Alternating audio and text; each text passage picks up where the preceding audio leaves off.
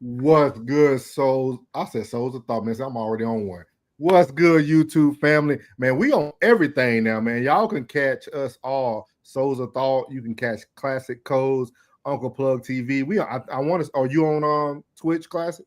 Yeah, I'm on Twitch right now. Yeah, Twitch right now. I'm on Twitch right now at Souls of Thought all together. Plug, you on there yet? You can catch Uncle Plug TV live on YouTube right now. But we about to get into it tonight, man. How my guys doing tonight, man? How my guys doing tonight?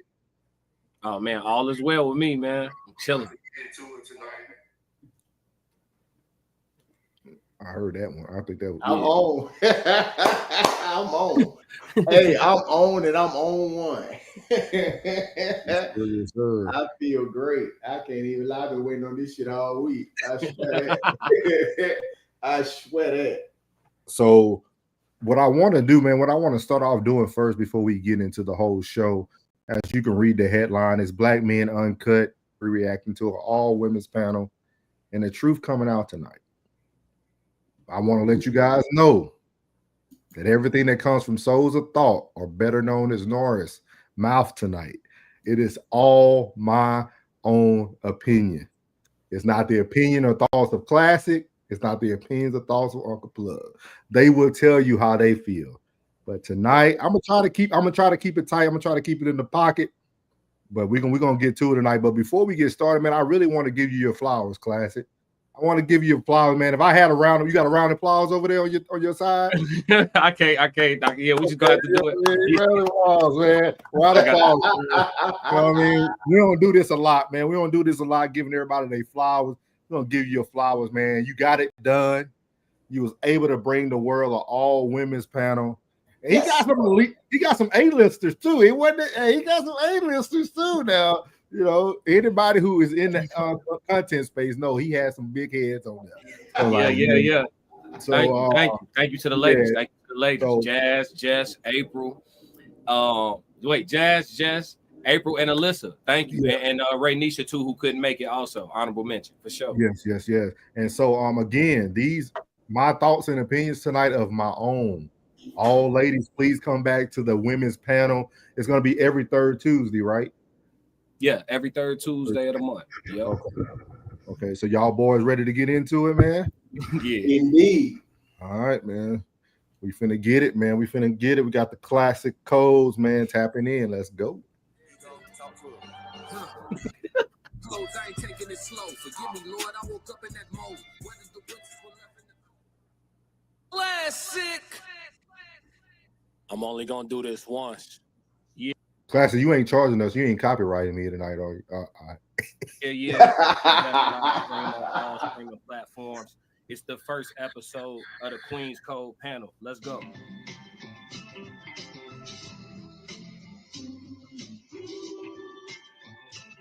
R&B class. Let's go. What up, chat? 333 early. Rose petals at your feet.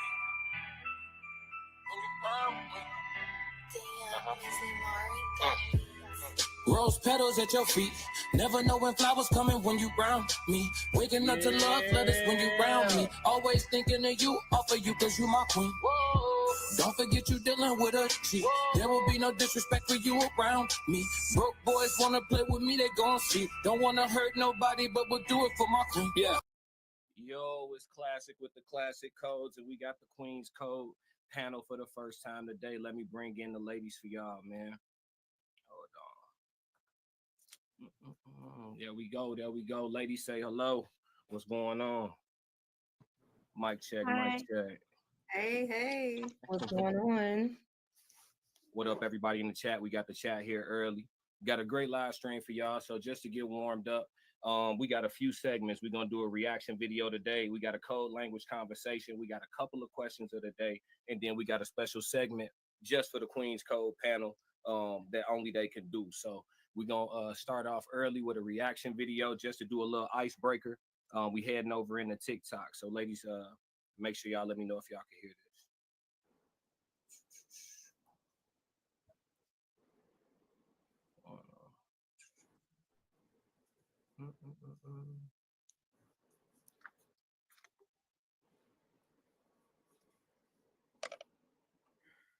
One thing I can't stand is a man that knows he's too fine. You know you look good. You know that we know you look good. And everybody around you knows that you look good. It's dangerous. It's a dangerous combination. Dangerous man. It's a dangerous man. A man that knows he's fine. Lord, won't he do it? And that just knows he looks good.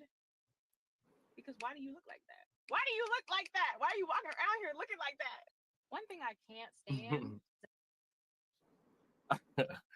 All right, ladies. So I don't know if she clickbaiting or what, but is there any truth to that? Y'all could popcorn on this. I ain't gonna call on nobody. Well, what exactly happened to you? I don't know. Maybe it went over my head. Like, I think she's saying like if a man know he looks good, he's trouble or something. Mm-hmm. You know Yeah, what? she I said- feel like that's so far and few. Like, okay, men are in categories, right? You have handsome men, you have pretty men, you have ugly men, but like a man who's just fine, like that is such a rare occurrence. Mm-hmm.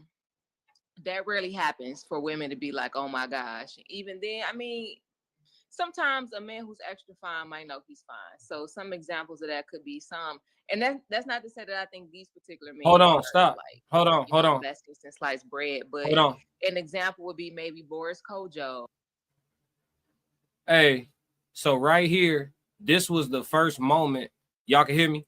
This was the first moment where I had to remind myself that I'm here to listen. Right here, when Jess opened up and she was talking about how rare a fine man is.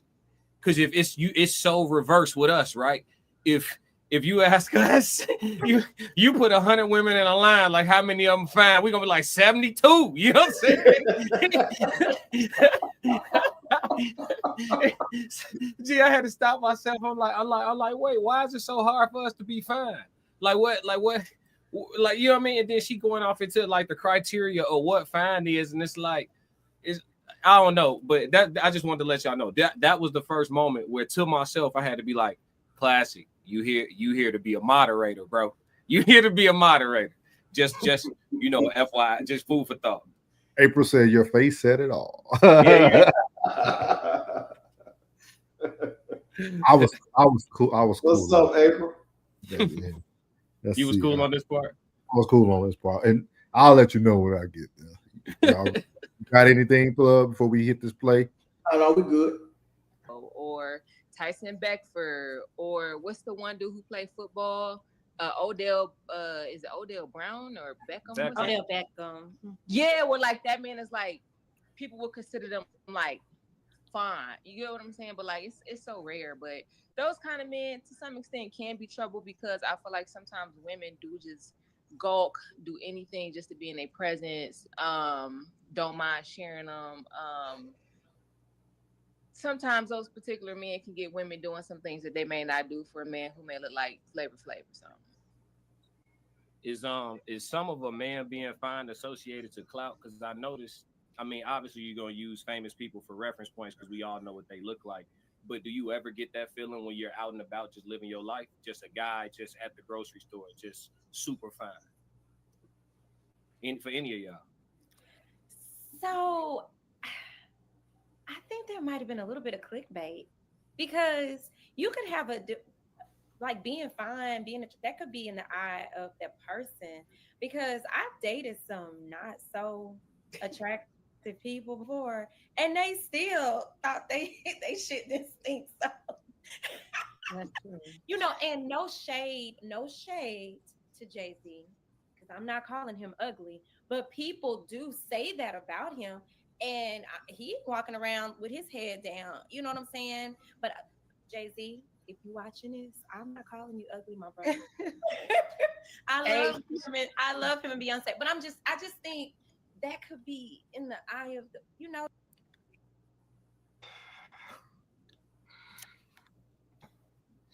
Ah, so this part right here, man. See, tonight, guys, if you're listening again, these are my opinions and my opinions only. These are not the opinions of Classic or Uncle Plug.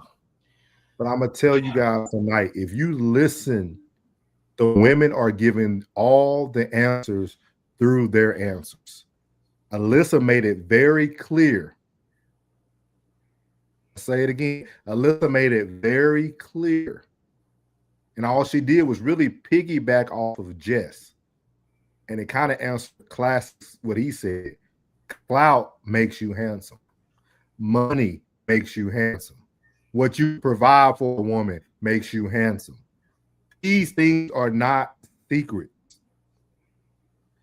Alyssa easily is a very attractive lady. We know that, we can see it.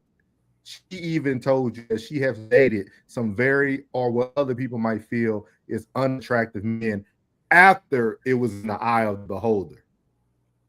So if people start paying attention, women are giving us all the answers. Your provisions can make you perfect for their vision.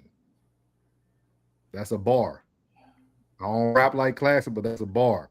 Your provisions can make you perfect for their vision.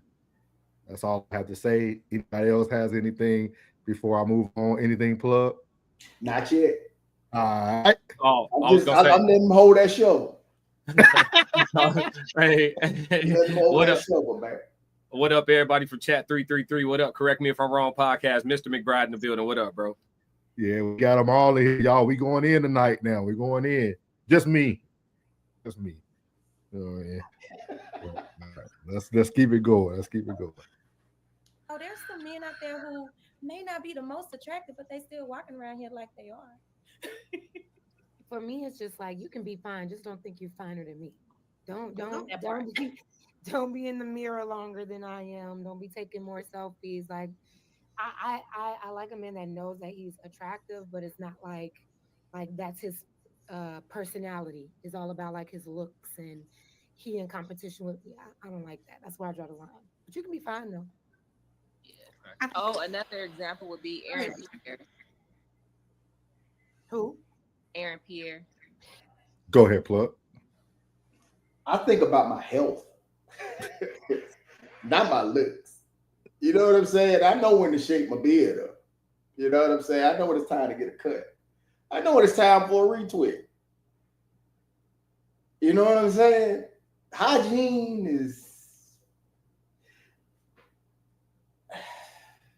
Who the fuck are they around, bro? Who are they around, bro? Like, who is these weird ass snickers, man? I'm sorry. Let me get out of here. I care about my health, dog. I'm not walking around checking my pecs and lats and deltoids and shit. Man, I'm grown, man. I ain't on that type of time. Man. Damn. Who are these? I'm sorry, bro. Oh, you good. You good. I for real. This thing, man, it touched me in another way, man. I'm just serious. I really feel like these could be somebody's mates, man, and they just sitting over there failing. Go ahead. Well, I feel like he's a man that knows he's handsome, but you could tell he's just chilling. You know what I mean? He's not trying to be the cutest person in the room against a bunch of men or women. So yeah, I agree with that. Miles in the chat said, "What else is he supposed to do?" Make sure y'all hit that like button. April, were you gonna say something? Yeah, my opinion on it is, she said dangerous. That man is dangerous, and it goes back to another podcast. I think we were on Souls of Thoughts, where it's their options are endless because they're so desirable physically.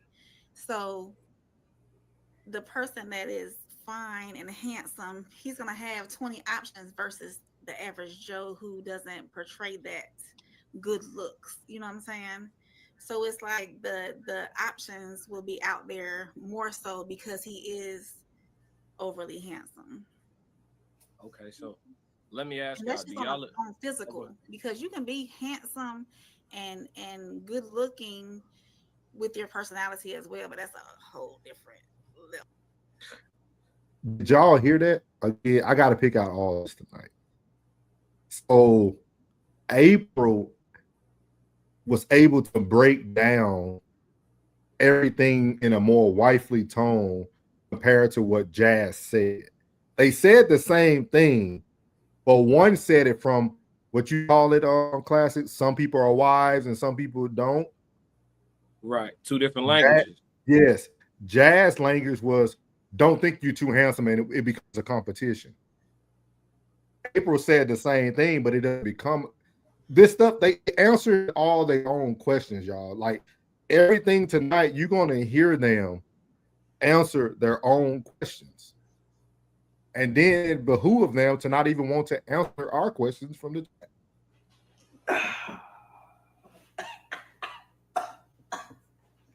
Hey, plug, don't do that, plug. Don't do that, plug. Hey, all the ladies were amazing up there. They was. I'm telling you, like, and listen, and they look good for me too. I sent out the invite. It was such a pleasant invitation, and they all look. I didn't tell them to look this good. They look good for me too. They said we going up there with classic. We gonna look good. Y'all look good, ladies. I'm very impressed by the panel, the aesthetics. You know what I mean? Like the aesthetics and everything. I sought these women out for their intellect. Yeah. Now it just turned into Baskin Robbins now. Yeah. And I sought them out for their intellect.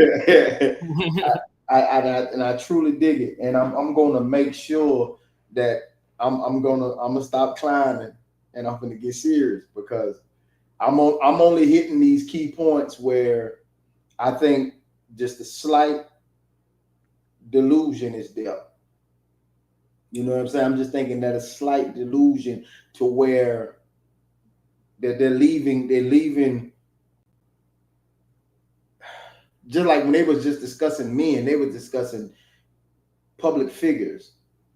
I want to know where your intentions are with somebody who is normal, who is just everyday working Joe, whether 5 figures, you know what I mean, 6 figures, whatever. I want to know where you are legitly with someone normal. I want to hit those key points where I can hear where you're talking about somebody, this Joe, this average Joe that can be your man.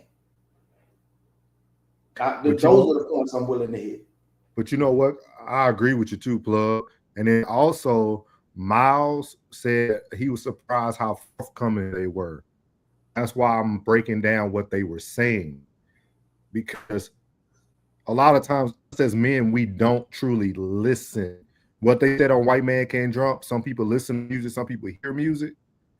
That's what we're seeing on this panel. They're going to answer all the questions, but it's all about how you listen. So hit the play button. So let me ask y'all, ladies, do y'all feel like that's a bit of a catch-22 then? Like, okay, so if you go after the guy that you think is like extremely attractive, right? You understand that his options are vast and he may not have the type of self-discipline required to be monogamous. So do you adjust and date medium ugly? Well, some women date medium ugly dudes every day anyway. You know what I mean? Like the average man not walking around looking like Aaron Pierre. Let's keep it a bean. So I mean, most of the time that's what we are with anyway. And that's not to say that they're medium ugly. They just might not be fine. They might just be handsome. They might just be cute. They might just be, you know what I mean? It doesn't. Hey, every time they say something and you see me look up and smile big as hell, in my head, I'm saying, shit. Shit, men don't just walk around. Nigga, if I'm in the club and Aaron Pierre walk in the club, I don't feel no pressure, boy. Zero pressure. I don't care what color his eyes are. I don't feel it. He better watch who he came with. That's how I feel. I don't feel. I've been, man, y'all listen, females they be pedestalizing these dudes. And that's why when I asked the clout question, I wanted somebody to keep it $1. Yeah, you know what? All that status do hit different. Because that's aura points. You aura farming. When you can walk through a room and most of the people in the room know who you is and clamoring and wish they could talk to you or get nervous around you and you just got aura. Yeah, that draw women. Yeah, that's magnetic. That's magnetic. You know what I'm saying? And I think sometimes because of the terminologies and the way we put these connotations on the terminologies, people be slow to agree. Yeah, that clout. Yeah, it's okay. Shorty, it's okay. Yeah, all that clout sexy. Yeah, that clout kind of sexy. I ain't gonna lie. When he step in here, everybody stop. Yeah, that's kind of fly. I like that. Yeah, it's okay for the women just to admit that. But because the word clout has a negative connotation, they slow to agree. You feel me? That's kind of what I was getting from it. Like it's like I think sometimes we don't let them know it's okay to. That's why I do the code languages so we can break down these terms because some of this stuff it's okay to be like, yeah, I like a man with some clout. Shorty, it's okay for you to say that, Shorty. It's cool. You know what I'm saying? Or just like y'all so cool with saying y'all like a dude that's tall, it's all right for you to say you like a dude with some notoriety. We know. So what's the point of lying out loud? We know. You know what I'm saying? That's all. And Jess also knew because she throws it in later in the panel when she talks about the dude had the ring. Super Bowl ring. Yeah, the Super Bowl. Yeah, come on, dog. Come on, dog. And that's it. I'm gonna say another thing too, right?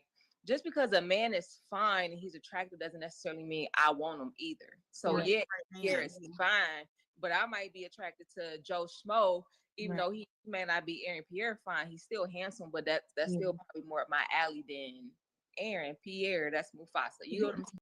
Like, so that's how I feel about it. Yeah, I just had to look him up. I know who that is. I didn't know him by his real name. Yeah, when you say like go after the guy, it's like I'm not even going after these guys. So if they're not, I'm not going after any guy. I'm not going after any guy. Period. Right at all. So it's like no. I'm not gonna know until you come and talk to me. I'm saying like okay, so of the guys that are in the spot y'all in, if the guy that catches your eye the most is the one that approaches you, like are you weary of him? Because you understand like everybody, like all the rest of the women in here kind of like eyeing him too, versus the guy that's kind of, it might be somebody, he might be for a particular taste and he comes over and talks to you. Which one are you less weary of in the trust department? Let's say you're in your intentional bag. I think, I'm sorry. Oh, go ahead. You go ahead. I think when a woman is assured of herself and she knows her worth, and she really has healed and she really has done the work and she truly loves herself, that's insecurity when you're worried about physical looks. Because in a relationship, I mean, physical looks is what's going to get you in the door, but it's going to take a little bit more than physical looks to keep that relationship going. So I think once as a woman, when she gets to an emotional maturity level and when she knows herself, she knows her worth, she's good with it. If every woman wants you and you can be taken away that easily, then you're not for me. Yeah. 9 times out of 10, you're gonna think every guy in the room wants me anyway. So that's not talk. I'm fine too, baby. So you should be worried about talk to me. Exactly. But also, every man that is dangerously handsome is not all out just trying to smash it. Maybe at some point in their life, maybe. But I think I'm sorry not to cut you off. No, you're good. You're good. But I think what will make me more weary is if I am somewhere and I see a handsome guy. In 1 minute, I see him in this girl face. Next minute, I see him in another girl face. He hugging this girl. He all in this girl face. All in the same party. That's the guy. It's like no.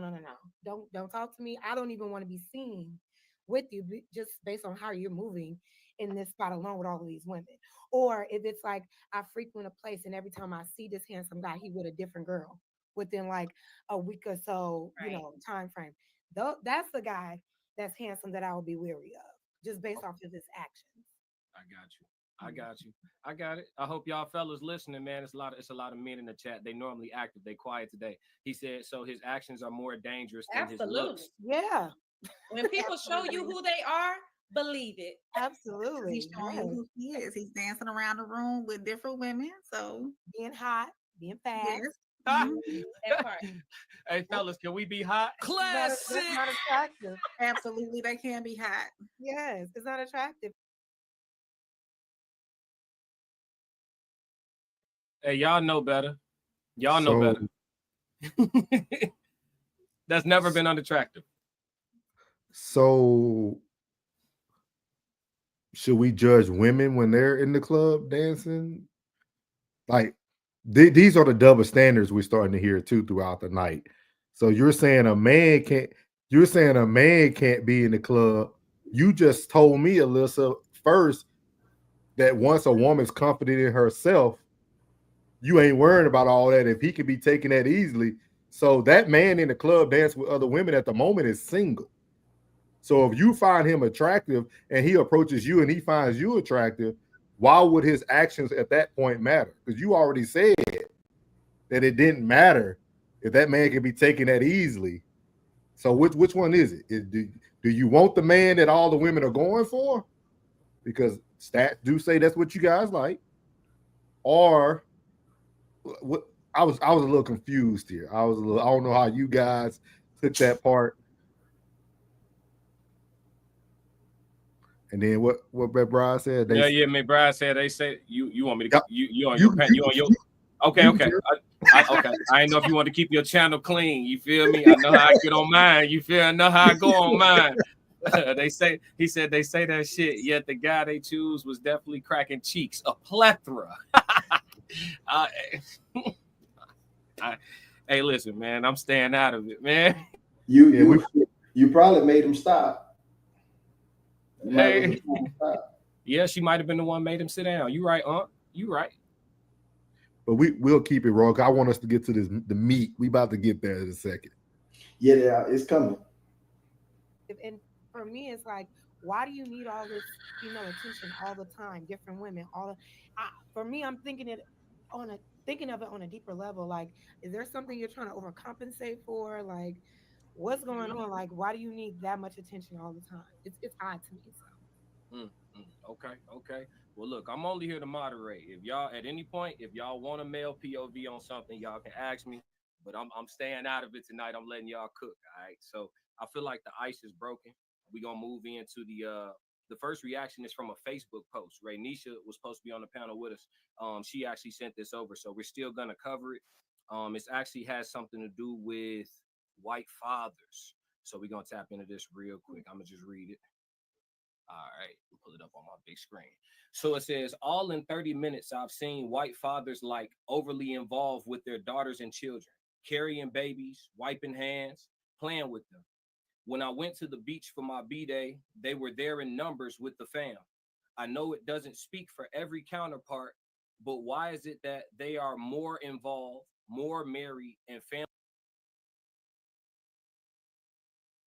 I just paused and do you want to do this part, y'all? Because they really didn't say nothing, or you want to kind of give audio V after it. What you mean, like skip over it all together, like this section? Yeah, because they didn't really answer, but we can answer from our own point of view. I just don't know how y'all. Yeah, it kind of went off on a tangent. Yeah, we can speak to it. That's cool. Okay, all right.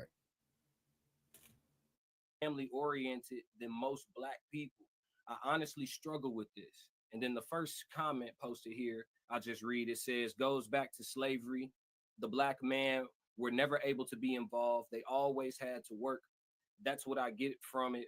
The curse just never ended. So that was the post. And I kind of will, let's see. We can go to we gonna go to first. Who want to start on this? I'll let y'all decide. I'll go. Okay. Hold on. Let me get y'all pulled back in. Yep. Go ahead. So so for it's really hard for hold on one second, guys. I'm sorry. Can somebody else go? For sure. No worries. I'm sorry, I had to go on mute. What was you want our response to that post? Yeah, just your initial reaction to what the post stated. Somebody telling their experience on what they felt like they saw when they were in public, and then they likened it, to I guess white fathers being more active and more family oriented, and I guess seemingly more married than black fathers.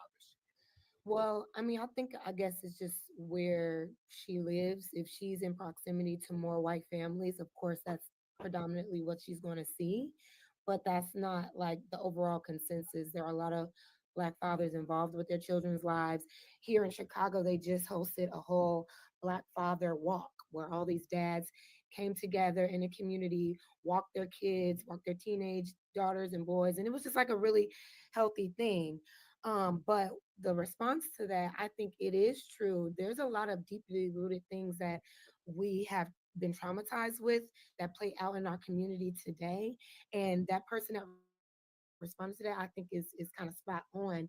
Like during those slavery times, the men was supposedly, oh, well, not supposedly, but he was removed from the home. He was humiliated in front of his family. He was only utilized to be in the fields and, just to, be a buck to break. And I know people like to say that was in the past, but it's so deeply rooted. It can be kind of like a psychological reason why there is like a disparity within the broken families with our community, which also goes into systemic racism and all that. We can go down a rabbit hole. But I think just to put it plainly, her proximity may be misconstruing her view. And I also agree that the trauma of slavery could play a part in it as well. Okay, thank you for that take. Anybody else have Yeah, I'm anything? sorry, I was interrupted a little bit. I agree with Jazz. Like it I think society wants to break down the black family and wants to put it in our minds and in our brains that black men don't step up. But there are even with me personally growing up, my father was in my life 100%. Like throughout, still in my life. My parents are still married, but even now, I see as a teacher, I see relationships where they're broke, like the mom and the dad are not together, but the dad still is making sure, hey, I'm going to show up. Make sure you text me. Make sure you email me. Put me on the thread. Put me on this. So I think we have to like keep disrupting that thinking that black men aren't in their children's lives. Maybe they may not be at the beach, but they could be somewhere else. Yeah, exactly. That's a great point of view. Did But also, like, uh-huh. this, Yeah, oh, I'm what sorry. was Go interesting ahead. here? No, I was gonna say, Jess, April, did y'all have anything in regard? Yeah, what was interesting here is that none of them pointed out the fact that black fathers are statistically more involved, the most involved actually. So it was kind of like I was waiting on somebody to say that. Like we talked about, I mean, we went back 600 years before we talked about today. It was like, yeah, that's not a real statistic. And to be honest with you, black fathers are probably too involved. And that's another thing too, the amount of acts of service that are Where's required. the defendant? What is the defense? Where's the defense? Yeah, you was waiting on. Where's the defense? You already know he was in your house. Y'all got it. Where's the defense? Why y'all didn't come to the defense of that? Come on now. Come on now. I ain't ran in the nail yet. Bro. You gonna go by the statistic and that's what you gonna roll up. What you see. You ain't responsible for Nebraska. You ain't in there. You ain't responsible for Illinois. You ain't in there. I'm talking about your block radius. What you see. Your day-to-day. Why ain't nobody come to the defense? Y'all sit there and let that ride? It's disrespectful. I'm just letting you know right now, you're disrespectful. You're going to talk about a statistic and a post and a meme, but yet you don't talk about what's in your face. Y'all tripping, man. I'm telling you, man, this shit crazy, man. Shit is upsetting, man. This shit is crazy, man. Realistically speaking,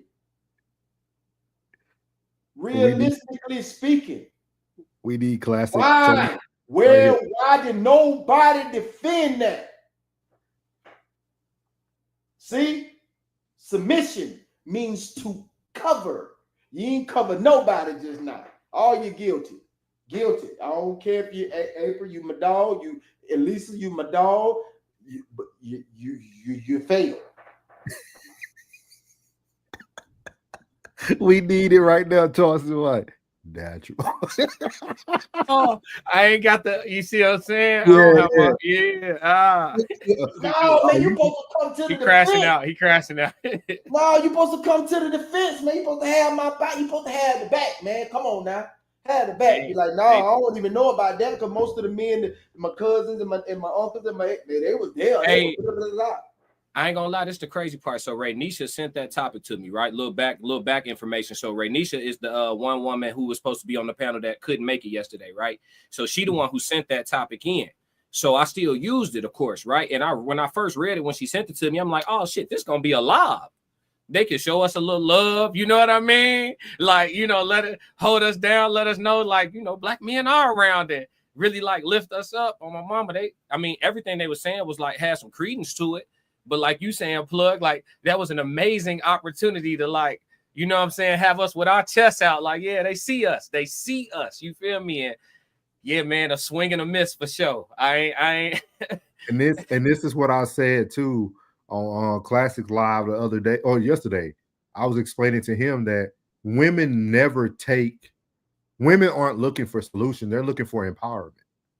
Women don't want to solve problems. They want to feel like they want that masculinity that they're going to talk about later. Women are not looking for solutions. They're looking for empowerment. They want everybody to stick together. We the good old girls club, you know, birds of a feather flock together. Like that's all you were seeing. Like nobody wanted to be the one to really call it out. And like I told Classic too, you know, the person who had to lead this talk couldn't really lead the talk because we don't know if it was a safe space to lead the talk. No, man, go ahead. Get into it. No, get into it. No, this is the part of this. This is the moment. You know what I'm saying? Yeah. This is the part where like there's no such thing as sisterhood. They didn't really hit on this on the panel, but there's no true thing as a sisterhood. It is between all black women, but the moment there's a person of a different race, you're not going to get a true sisterhood. And April probably would have been the closest to be able to speak on this topic, but I don't think it would have went the way it should have went. And then I think Classic would have had a whole different panel the rest of the night. And these are the things where we have to start discussing, do we really want solutions or do you just want to feel empowered throughout the whole night? Yeah. And I think that's what we really have to focus on when it comes to panels. You know what I mean? Everybody's flawed on both sides when it comes to both genders. We know that. But we supposed to be getting some type of solution base here. And nobody said anything positive about the black man. You know what I mean? Y'all got examples of them. Y'all on the panels with us. It is crazy when Plug said it. McBride said because they need group, not strong enough individual. Yeah, McBride, you know, I hate to agree with you, but I gotta agree with you. Hey, why y'all be on that with that man? McBride, my guy, he my guy. But he's right. He's right. He's right. It was diverse, bro. It was diverse. You know what I'm saying? We did have, you know, a white woman in there with 3 other black women. It was diverse. You know what I mean? I would like to get some Latinas in there too. You know what I mean? Just to see these different, you know, just the diversity. You know what I mean? But, you know, I mean, that was just one point. You know, everything else you see, I didn't spaz about it. He said they will dissolve into chaos. If he correct. You know what I mean? I mean, that was, like you said, that was a beautiful, you know what I'm saying? That was a beautiful alley-oop. You know what I'm saying? A beautiful lob for y'all. I mean, just to come through. But that one right there is like. I like this from Joe Jett, man. He said they want the solution to be compromised and then eventually compromise. Oh, don't do it to Joe Jett. I think you've been stealing my books. Joe Jett been stealing my books, man. That's a good one. He said, I love it when it snows. Yeah, hey. You know, let it snow. Hey, anyway.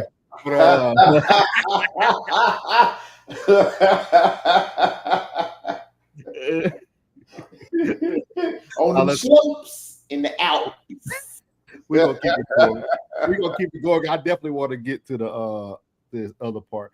See how much of this we get. Regards to this one. I could add a little bit. I do agree. There's deadbeats of all races. It's not just black men. It's white men who are deadbeats too. But I will say that's not even related to slavery. I'll even say it's the way that we programmed and how we're brought up. I have seen for an example, white families where they are groomed from childhood. Like when they get high school and up, like they're being groomed to get married, to find husbands, to settle down, to create. All right, this might make me crash out a little bit. Because said my boy said bird. Ladies, any ladies that's watching, please help me with this.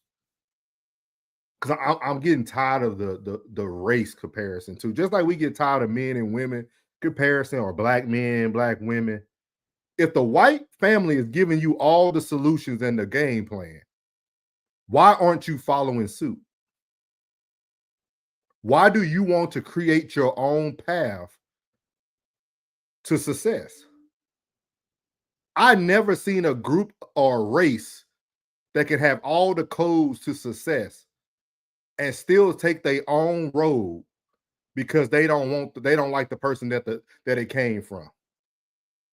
We are the only race that do. I'm getting tired of everybody going back. I done gave everybody the Willie Lynch letter. We understand they talked about how you break Negroes. We know that. But y'all don't pay attention to the last ending of the Willie Lynch letter when it says how we're going to continue to stay divided, even if it's not about breaking the woman and the man apart. We're going to stay divided by the race of by the tones of our skin. We make light skin jokes. We make dark skin jokes. We do all this stuff ourselves. But every time I hear people say something about, well, white women were groomed to go to college, and well, why don't you take your black self to college and find you a husband? Is the success of marriage not big enough? Is marriage not the end goal for you? Is that little pissy bachelor's degree that you're gonna get and still feel like you got to fight in the corporate world enough? This is crazy to me. I never seen people who continue to say, well, they were groomed to do. Okay, if you know they were groomed to do that, why aren't you doing it? That's like watching somebody train for a sport and you say, I ain't gonna go in the gym and shoot 1,000 shots. Steph Curry told me he shoot 2,000. I ain't gonna go and shoot 2,000. I'm gonna shoot 500. Well, you never gonna be a shooter like Steph Curry. He's showing you the game plan. Why is the game plan not okay just because of the color of the skin of the person who's giving you the game plan? Can somebody answer that for me? Please, somebody answer that.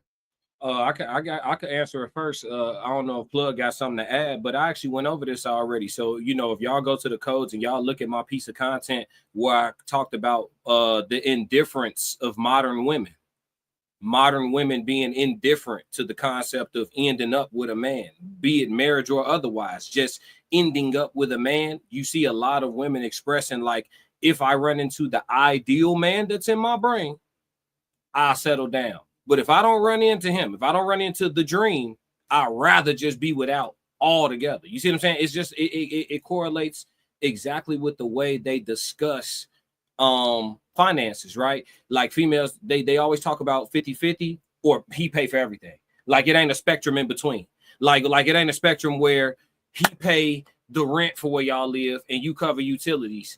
And and he pay for groceries, he pay rent and groceries, you cover utilities. You know what I'm saying? Like there's a spectrum in between. It's not 50-50 or all of it. You know what I'm saying? 100. Oh, like there's all these other numbers, right? It could be 80-20, it could be and all of it. Check this part out. All of it lightens your load. So digressing all the way back down to this, you know what I'm saying? It's just, I don't know, man. It's it's baffling to say the least. I spent a lot of time confused. Yeah. I spent a lot of time confused, man. And they say God ain't the author of confusion. You know what I'm saying? I do want to address McBride here. He said, wait, you did the race comparison too. Yes, I did the race comparison but I'm not the one complaining about the racists. See, it's a difference. It's a difference. See, this is what. See, this is why I don't. Well, all right, all right, all right. So this, hey, I'm trying to tell y'all, I do this for a living, man. This is a small thing to a giant. See, I try to stay on here and be humble. I try to stay on here and be quiet, but some of y'all can't even speak on this level. Like, it's okay to do the comparison when the comparison is explaining a situation.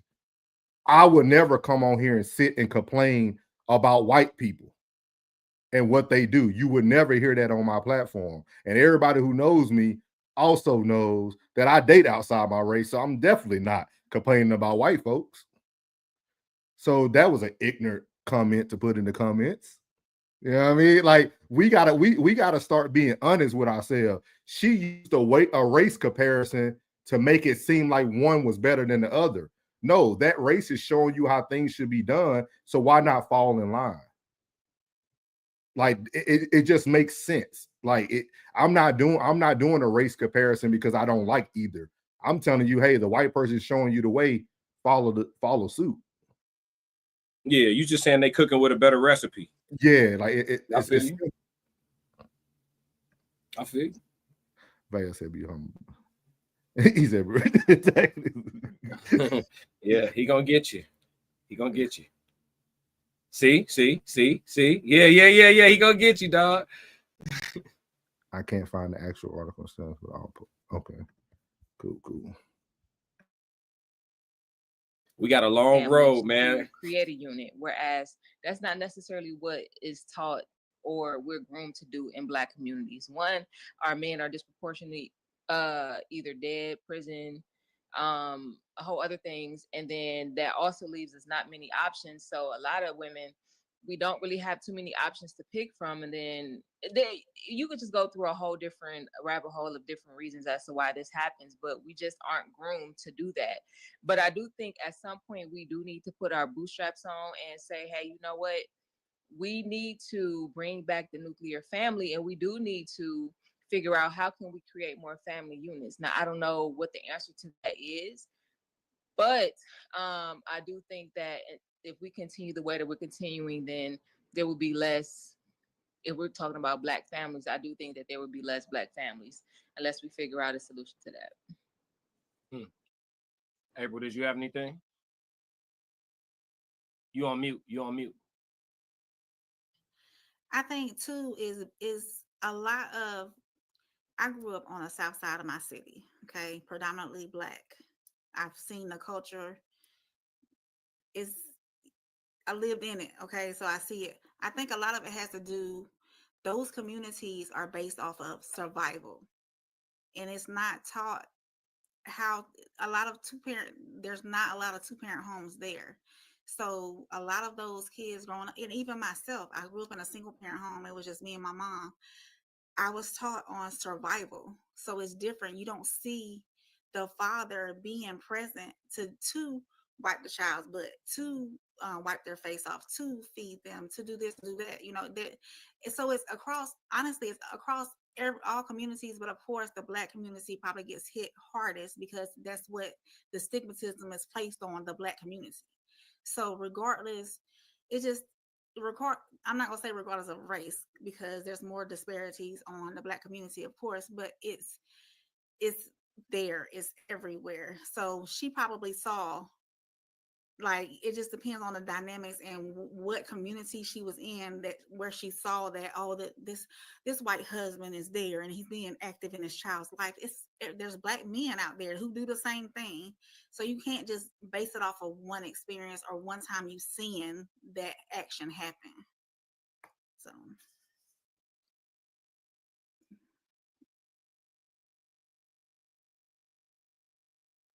Before we go past it, because I think after this classic, you move on to the next topic. I do want to. No, it's actually about to be a pivotal moment. Actually, that's coming where I actually take everything they said. This is the part that I talked about earlier on my stream. Okay. Where go ahead. What you were gonna say? No, I would say I just want to make sure we don't miss. Miles had a good comment, so just remind me once we get past this part. All right. You mute. You're on mute. Yep, my bad, y'all. I kind of want to stay on this and drive it forward a little bit, because I agree with you all. I don't have any disagreement, but I wouldn't be doing my job tonight if I didn't push forward a little bit on it. So, with all of us being in agreement and understanding what we've been, I guess, put up against, so to speak, why do y'all feel like there's seemingly such a lack of grace between black men and black women that are causing so many marriages to fail and relationships to fail, etc.? Anyone? Hey, right there, Souls. Right here, Souls. And I don't care. You might want to fast forward past this, but this earlier I spoke on in my stream where I said nobody actually answered this question. Like, I think Alyssa's initial response is going to be something about black men, something, but like nobody actually answered because it didn't make. So I'm listening, right? We did this panel to listen. So I'm listening and I'm listening intently and I hear a whole bunch of stuff I agree with. Okay, cool. So you understand why y'all kind of look at us side eye and we understand why y'all look at because of what we're up against and the historical background of it and how it came to be. So if we all agree on the why don't we extend more grace to each other? Nobody answered it. Nobody. And I wanted to answer to that more than any question the whole night. Yeah. Like, okay, your average white man will become financially sturdy and set up and ready to take command completely over a household a few years, maybe 5 to 10 years earlier than your average black man in this country. You see what I'm saying? But a lot of that comes because the white girl did find him in college and she did work a full-time job for a little while until they got to a place where she ain't have to work at all. You know what I'm saying? And she didn't expect him to come ready-made. And like you said, they cooking with a better recipe. Whereas like you hear a lot of sisters like, oh, I walked away because, you know, he was working on this for too many years. He ain't make it yet. You know what I'm saying? Like that's not gonna get us any. So I was really trying to get an answer in regards to like why there is such a lack of like tolerance, a lack of grace, a lack of empathy. If we understand so much the historical background of how this all came to be, and watch how they curved this shit. A ruffle feathers here because I'm just asking. I gotta ask. Okay, I'm gonna keep my team brief, but I'll say I don't want to put it solely on black men because I do believe that genuinely black women desire black men, right? But black men, I don't feel like always desire black women, and I think that's where we have a disconnect, right? If we get told that we want to be provided for, that we're gold diggers. If Susanna or little Susie or you know whoever her name is, if she wants to provide her, she wants to be provided for, then a lot of times black men have no problem with that. We get told that we have attitudes. We get told that we have X, Y, and Z, and I always lead with grace because oftentimes that we have these attitudes, but sometimes black women have anxiety. Sometimes it does. Tell me what the answer was, Souls. You said every question got answered within the rhetoric, and I want to know where the answer to this one was, bro. I listened to it 3 times. Yeah, I'm gonna tell you, I decoded it. I decoded the BS. So I'm from the South because I think sometimes we need real life perspectives, man. I'm from the South. I'm from Louisiana, man, and we always talk about, like I know you just said that, like some white men are like already kind of financially stable. And in the South, man, in the South, they almost put couples together.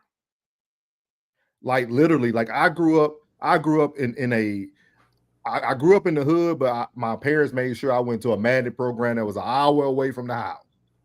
I was the only black person on my whole football team up until like the 9th grade freshman year of football. And I always tell people I still have friends to this day, white friends who married their high school sweethearts and are still married to this day. And it's because their daddy's, working the oil field. So that young man finna go to the oil field. He find his girl in high school. They get married. They get pregnant, they have kids, and they go on by their way. With that being said, it's funny to me how Jess brought up when do y'all niggas get anxiety? What age you getting anxiety at? When you getting anxiety when you 16, 17, 18, 19, where does all this trauma come from? Where is all this coming from? None of us in this room has sat through slavery. Like, where is all this anxiety coming from? Like, we are starting to put all these mental. I think the worst thing that ever happened to Black folks when they try to empower us to go to mental health, because we now have another excuse of why we can't function like adults. And I want to get more information because the chat going crazy. I wanted to start up here with Miles. Miles says Black folks have a special set of rules to follow. Please give me that list of rules. Same game, extra rules. Even our relationships are more complex. You know why, Miles? They're showing you why it's more complex. They can't answer their own question. But I would love to see what are the special set of rules we have to follow. I want to see how Black people really think. I think that's what we got to decode tonight. What do y'all Negroes think y'all can't do and can't accomplish? It's quite simple, bro. Like, it's crazy to me. I did 20 years in one of the most racist systems in the world, bro. Retired and everything. And made it out. And y'all niggas act like you just living in World War 18 right now. I deployed twice, nigga. I seen people get shot at. I got friends who done died. And y'all talking about anxiety. And like, this stuff is crazy to me. We supposed to be such a strong race of people. We supposed to be a strong race of people, but we have the most excuses as a race. Do you want to be masculine looked at or not? Do you want to be strong Black people or not? Because you guys portray to be strong, but you verbalize weakness. I never seen people verbalize weakness so often and feel like they at a disadvantage. You know what a disadvantage is? I'm gonna get personal. My son is nonverbal and autistic. That's a disadvantage. It's not because he's Black and nonverbal and autistic. It's because he has a disability. Nobody's at a disadvantage, bro. Nobody's at a disadvantage. Go read the book by Malcolm Gladwell, Outliers. He give you over 40 examples of white people who had to take a different course of action. It's not about your race. I can see if we were born back in slavery, I'll give you that. But with technology, with the talents we have, I can't give y'all that no more. I can't give you that no more. I can't give you that excuse no more, that you feel like you behind the curve. Say, bro. Oh, you about to go, plug? No, go ahead. No. Oh yeah, I wanted to respond to this. This person said art. This person said classic is just generalizing. It's not an argument. Yeah. Okay. It's up higher. Yeah, it said classic is just generalizing. It's not an argument. Make a point and stop generalizing. Black men don't think this way. Just Black men that you know, classic. We need to stop general. And then what did they say in the explanation? Because I asked for more. And then what did this person say? Because I want to give them a response. I don't know who this is. But this is what he said first, though. Oh, to think goals are race-based are ridiculous. We have different passions in life, and in those passions, different like-minded people contemplate that. When did I say that goals was race-based? Did I say that tonight? No, he probably listening to. He's probably speaking for you, classic, or not. I don't know who this is. Me either. Straight up. Yeah, I mean, I wish I knew what they was talking about. I'd give them a response, but I'm not generalizing nothing. I moderated this. All I did was ask questions. I think he tried to explain here. He said, let's get to it when it was said that Black men are the only ones who talk about Black women as a whole. That's a cop-out. We just on the internet snitching on each other's one or two faults. Now we have master list of 100 of hating that mess. Okay. She said, I agree with that. And then that's the one you talked about. He haven't came back yet, classic. Classic is just generalizing. McBride said we don't have to move differently in the world as Black men. Example, I'm a big guy, 6'2", 225. I do not walk up behind white women. Call it conditioning. Can you explain that, McBride? Like, are you saying you? I get it. Yeah, he talking about situational awareness. Like he understands, he understands how he could be perceived. So it's so because he understands how he could be perceived, he moves accordingly. You know what I'm saying? Excuse me, man. Go ahead, Plug. I was just saying, like I was just agreeing with y'all was saying. You said all I'm saying is black math. Is explain to me. Give me the equation of black math. Oh, black men. Black man's path is a little different. All I'm saying is black. Definitely, it is. It's a little different. Explain. Go ahead, Plug. Because it's just what the women are giving. They're giving a misconception. They're giving a misconception. You know what I mean? Like I told you, like most people would, when approaching myself, they wouldn't even know how I am or who I am until they actually have a conversation. You know, they'll just see the aesthetic. You know what I mean? I see people that you wouldn't approach because you think they're like this or they're like that until you have a conversation with them. Most people genuinely go off of the perception of what they see, and they don't even get to know the person. You know, I love the fact that you went off just now. Because I had a crash out moment, and you know, I'm glad you got out the vehicle and crashed out with me. But yeah. But do you feel? Because these are questions we have to ask. Do you feel that's your perception, or do you really feel that's reality for you? No, that's not my reality at all. So that's not my reality at all. So what is your reality? You talking about that people gonna? Yeah, that's just the way the world works.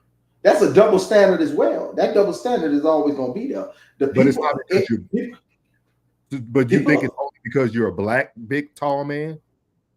Yeah, of course. Of course. That's of course. So that's like if somebody say, "Oh, blondes are dumb," when they run into a blonde and they start to speak a little slower because they think that blonde is slower. You know what I'm saying? It's just the way that they perceive things. So in the midst of your reality, you got to deal with people's perception.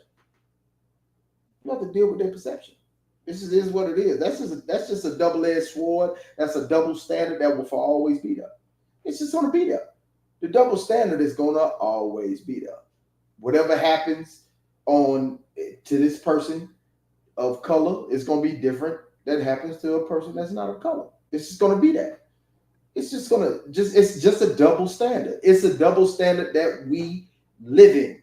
And I understand your point wholeheartedly. Yes, let's not use this as a crutch to not move forward.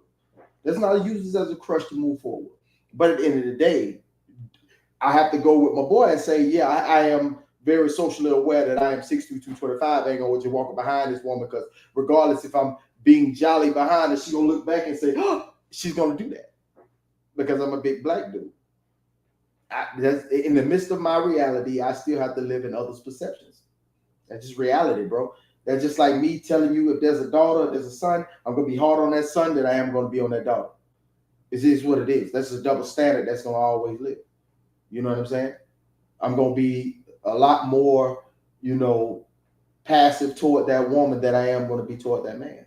You know what I'm saying? Okay. Yeah, it's just a double standard in which we all live in. It just is what it is. Those who stand outside of all the perceptions and all of that, you're a rare breed. Because you're in a very small percentage because everyone else lives in that perception. That says the panel. The panel, and the men that are in the comments, they live it. Everybody lives in that perception. Yeah, but it's also all black people saying it. And that's where I think we get a lot of our misconceptions from too, is because we don't know. When Oz was in the chat, Oz referred to those perceptions as well. When we never talked about this though, Plug. Like this is our first time talking about the perception of like what people feel or see. Like, because I feel that if you see a 6'6", 245 white dude, he can feel the same way you feel walking behind any race of women too. You see what I mean? Like, so that's why I said too. I can agree to disagree. I just feel like sometimes these are echo chamber type topics. Like I don't. Okay, I feel what you're saying, but if you see that big white guy who's 6'6" and how big? 6'6" what? 245. What you gonna say? You play basketball? You're a tight end? But you know, are you a pitcher?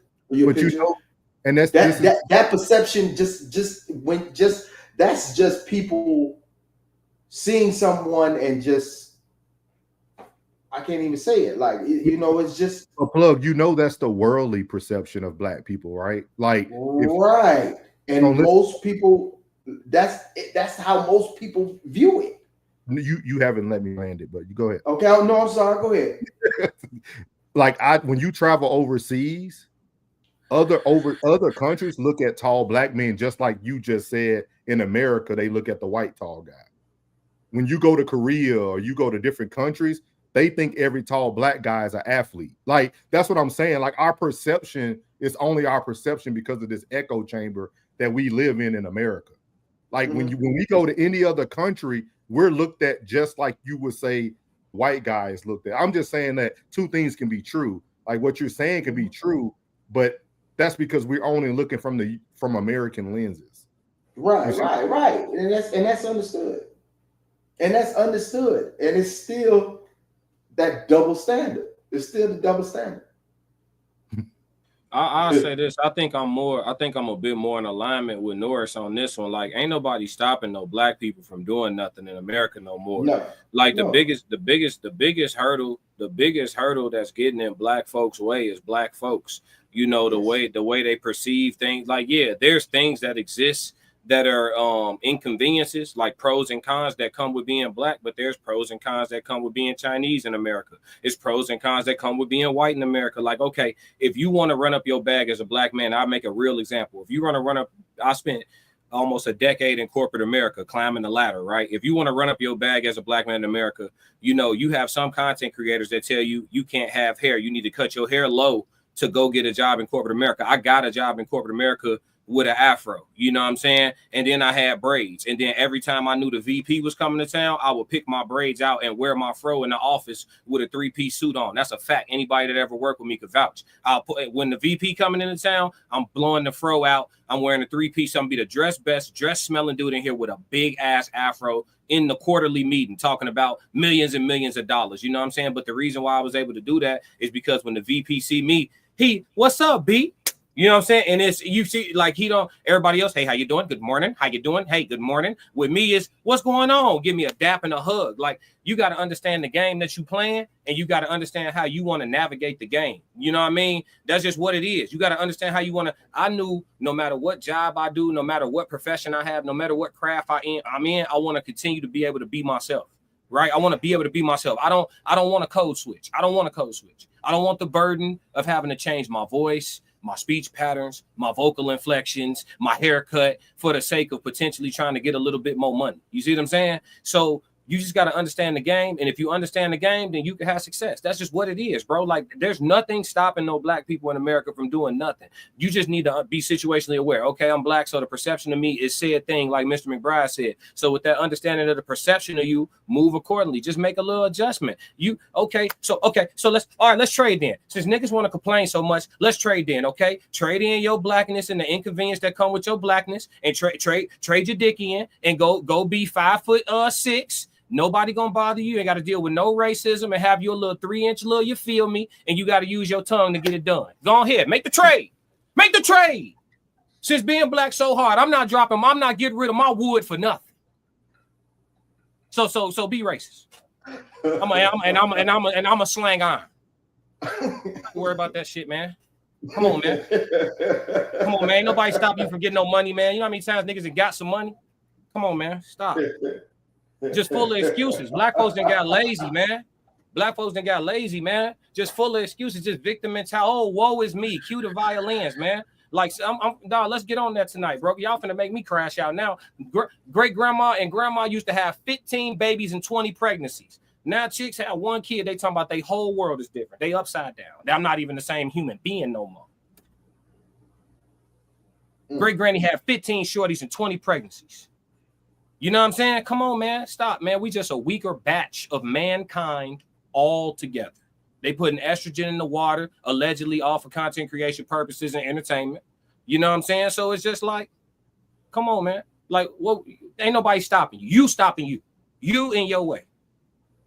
Yeah, and your lack of willingness to be aggressive. We are so passive. We are a passive ass people. Soft as hell. Even when we listen to some of our women and they describe the man they want, they describing a good ass woman. Does exhibit itself as isolation. It can exhibit itself as a quote unquote attitude. It could exist, and it's not just that. Sometimes Black women don't have attitudes at all. It's this stigma that y'all have about us or how you perceive us to be. But it doesn't necessarily, just because I'm not like this all the time doesn't necessarily mean that I have an attitude. So there's a lot of different, I think, reasons that go into that. But I think just Black men just don't really desire us. And I feel like Black men, I'm not saying all Black men, but don't desire us, but Black men or men in general hold the key to marriage, right? So if they aren't proposing to us, then who we gonna get married to? So I always say, go where you celebrate it and you're not tolerated. So I think if Black women were open to more options, more different races, I feel like more Black women would be married. Yeah, I hear what you're saying, Jess. Is there's truth to that? I think Black men do desire us. I just don't think that they desire to be the best versions of themselves enough to kind of meet Black men, women, the majority of Black men, women, where they are right now, or just a mature woman, just in general. I think there's a lot of like um, inner work that could be lacking amongst our men, which is why, like what you said, like when we know we can sustain for ourselves, we know we can be self-sufficient, and we kind of want a man to either meet us where we are or provide for us or whatever, make our loads lighter. That's a horrible thing for us to want. You know what I mean? And that's only because that means they would have to do the work to rise to that occasion. They don't want to do that. A lot of times they want us to just come down to their level. And a lot of men feel we should, just based off our gender alone. It's like, you're women, you need a man, and a man shouldn't have to have this, that, and the third. And it's just always this pushback and all these complaints about women this and women that, instead of like evolving and becoming better people so we can meet in the middle. And I'm not saying that women don't have any work to do as well. We absolutely do. But I just think overall, what from what I can see, it just seems like the women are like, we want y'all, you know what I mean? But here's what we kind of require. This is what we need from y'all. We want to get on your program, but can you at least come with this? And when they don't have that, then it's our problem now. That's the biggest issue right there, Souls. I'm gonna be short. That's the biggest issue right there. Is that as long as you want, I got all night. Yeah, you gotta come with it. And I'm just going off the words that they said. Respect to all the queens, and I want all of them to come back. We just giving our honest POV. We got to find the disconnects. But she just said, this kind of what we require. You got to come with this. We got prerequisites that we got to meet. So when you tell me I got prerequisites that I got to meet, right? Like when you go to get that job and they say we pay a lot, but to even get an interview, we need you to have 4 degrees, 2 years of experience, you know what I'm saying, et cetera, right? When you come with all these prerequisites that I got to meet, I'm going to meet them. What's the ROI though? What's the return on all this investment? What's the return on it? Because we paying attention, we listening, you know what I'm saying? This ain't even about the women on the panel, but in general, we paying attention, we listening. Is you talking about cooking, and are you talking about cooking on a regular? I just want to know the return on it. I got to come with all this. I just want to know what's the day-to-day look like for all this I got to come with. That's what we want to understand. You talking about cooking on a regular? You talking about rubbing these shoulders without me having to ask? You talking about what's the package? See what I'm saying? That's why Souls, when you tell me you go snowboarding, you feel me? You tell me you a snowboarder, bro. I can't be mad at you, bro. I can't be mad at it. Now am I going to? No, but I can't be mad at you because you see you looking at the return on your investment. I know you be looking at these panels, listening to brothers complain about sisters, like, huh? Not me, you know what I'm saying? Like, come on, G. Like, but it bothers me too. It bothers me for y'all because it's almost like it's almost like what the black woman has to become the new white slave owner.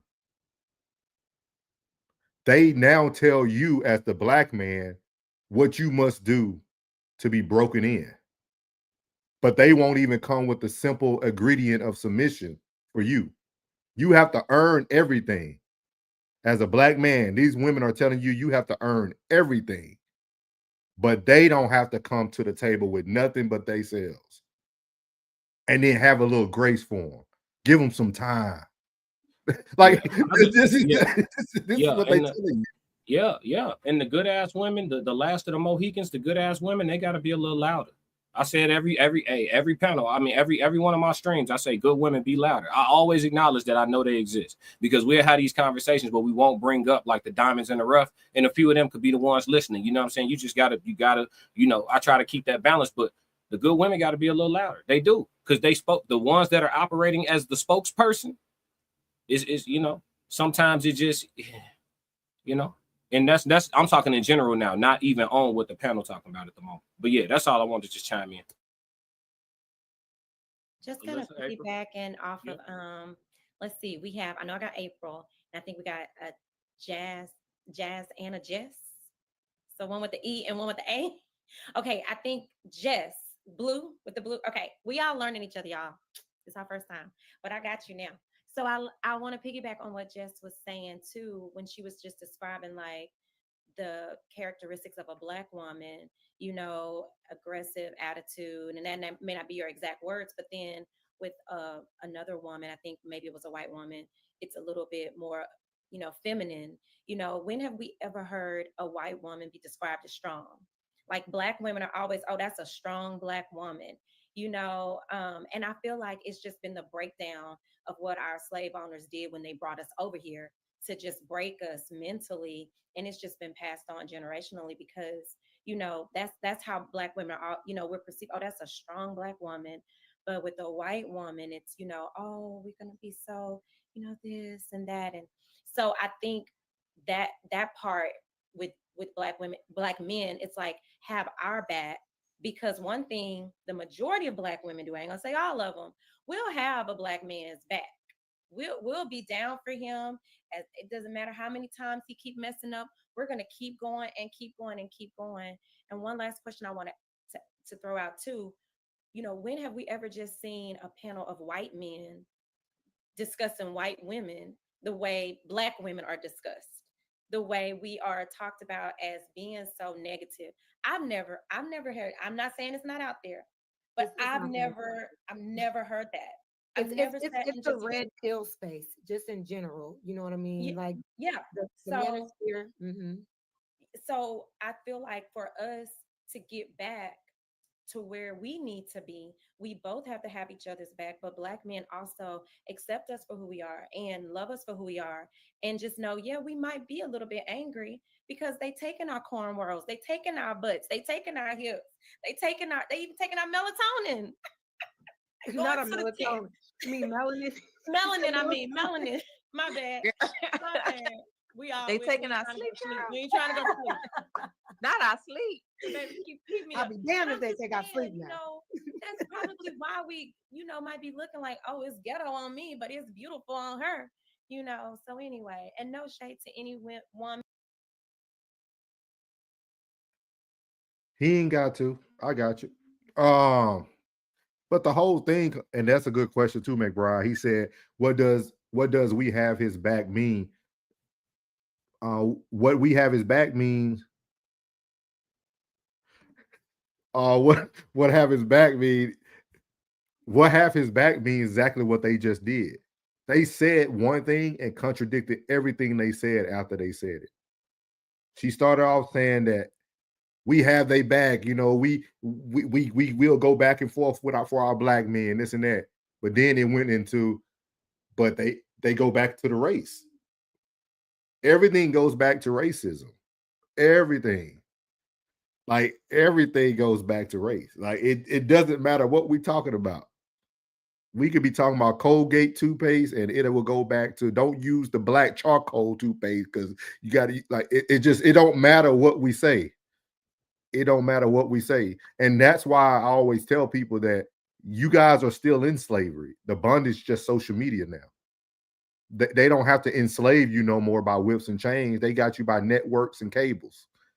Like it don't matter no more. Y'all better get them glasses. Jazz following the what's that Nasheed movie without seeing this analogy of that souls just oh, okay. Appreciate that. Appreciate that. You talking about Tariq Nasheed, the Oh. series? Yeah. Oh, okay. Yeah. So, but Women that's not black that want to wear cornrows, that's great, you know. But just why it's got to be ghetto on me and my children. But you know what? Also, it's I hate to be the one that always does this, but everything boils down to racism. I'm not gonna hold you. It all boils down to systemic racism and oppression. Do you know what I'm saying? It's like the trope of being a strong black woman. We had to be based on the circumstances that were given to the majority of our people in this country. But this was all by design. You know, they knew that black unity, black families, strong black men in the home, that's a direct threat to white supremacy to them. For some reason, anytime. But that threat is not big enough for you to pick the black man who chooses you. This is what's crazy. Everything is the white supremacy, the white man. Okay, you got all the answers to what's going on, but you still continue to push the black men who want you away. How long do you think you have to pick?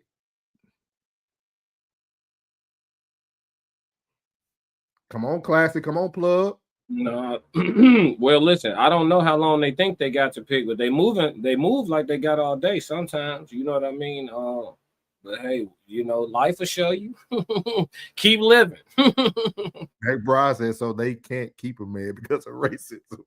Okay, I'm listening. I think like, oh my god. We are together and loving one another, they shaking in their boots when we're not thinking about them at all. So there was never a time where black women had the opportunity to just be feminine and to just be taken care of and to just be at ease. We're struggling raising our kids. Our men are in and out. They're not consistent. It's just so many things that have been passed down generationally, like you said, Alyssa, that are why we're at where we are right now.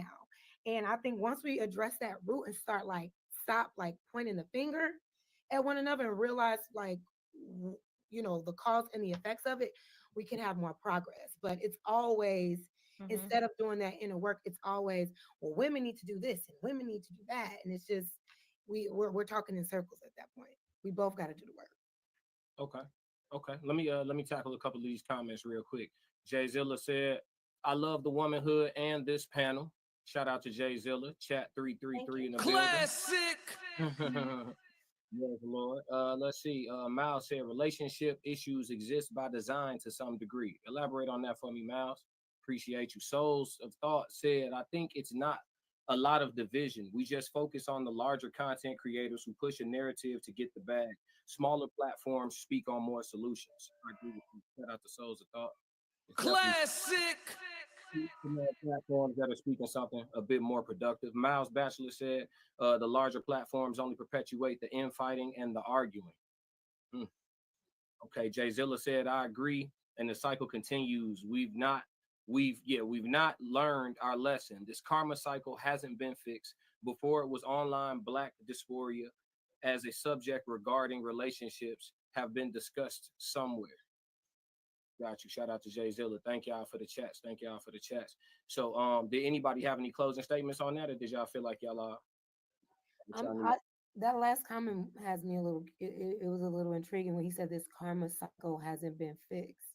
I want to Jay Zilla, talk to me, man. Jazz want to know what you mean by the karma cycle hasn't been fixed, because I think you're trying to figure out what's karmic about it. Is that the part that's confusing? right. Like, are What you did we saying do? that? Like, what did we do? You know what I mean? Like, Yeah. Is that what is that what he's trying to say? Like we put ourselves in that situation? Or that's what I was curious about. But Yeah, he'll get back. Yeah, the chat yeah, get active. let's They move get on. active. Uncle Plug said the bigger platforms are only for clicks, not to help. That's so true. And that's what's scary because these platforms are too big and their messaging is just so dangerous sometimes. And it's really like rotting people's brains and Mhm. making people believe the most negative stereotypes. And it's and again, it's working, it's doing exactly what it was meant to do, to divide us. Yeah, It's never helpful. I agree. Souls of Thought said, shout out cuz Alyssa. Classic. That's what's up. That's what's up. All right, y'all. All right, let's move into the next one. That's it for the reaction on the Facebook post for white fathers. So we're gonna go into the first question of the day. I got a couple for y'all. Actually, you know what? Let's move into something less serious. Let's have fun. Let's go to the segment from the queens to the kings. So this is you guys' opportunity to talk to us as men. My following, some good amount of men and women, but mostly men, and it gives y'all a chance to just give us some insight. So here's a question that was posed: what are some things the average man seems to have wrong about the average woman? Uh, Anybody could start. that we necessarily get dressed for them, or that like if we have on a certain outfit, it's to appease them. Oftentimes, I'm trying to be a bad biddy, and I'm trying to have Shorty be like, "Girl, your face is be," and not necessarily like seeking female or women validation, but like oftentimes we be wanting to look good for ourselves and our homegirls. Like a compliment from another woman means way more than a compliment from Rudy. You know what I'm saying? Hey, Like, listen. I'm gonna just get mine out real quick. It's a lot of double talking about to happen. She just double talking about 10 seconds right there. She said for in a 10-second window, she said two things that just can't go together. She said, y'all think we get dressed for y'all. I'm trying to have a little baddie biddy tell me, that I woo woo, but not like I'm seeking female validation.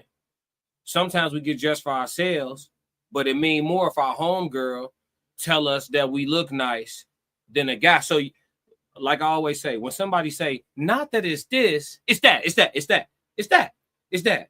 You be like, hey, your friend you trying to connect me with, is she ugly?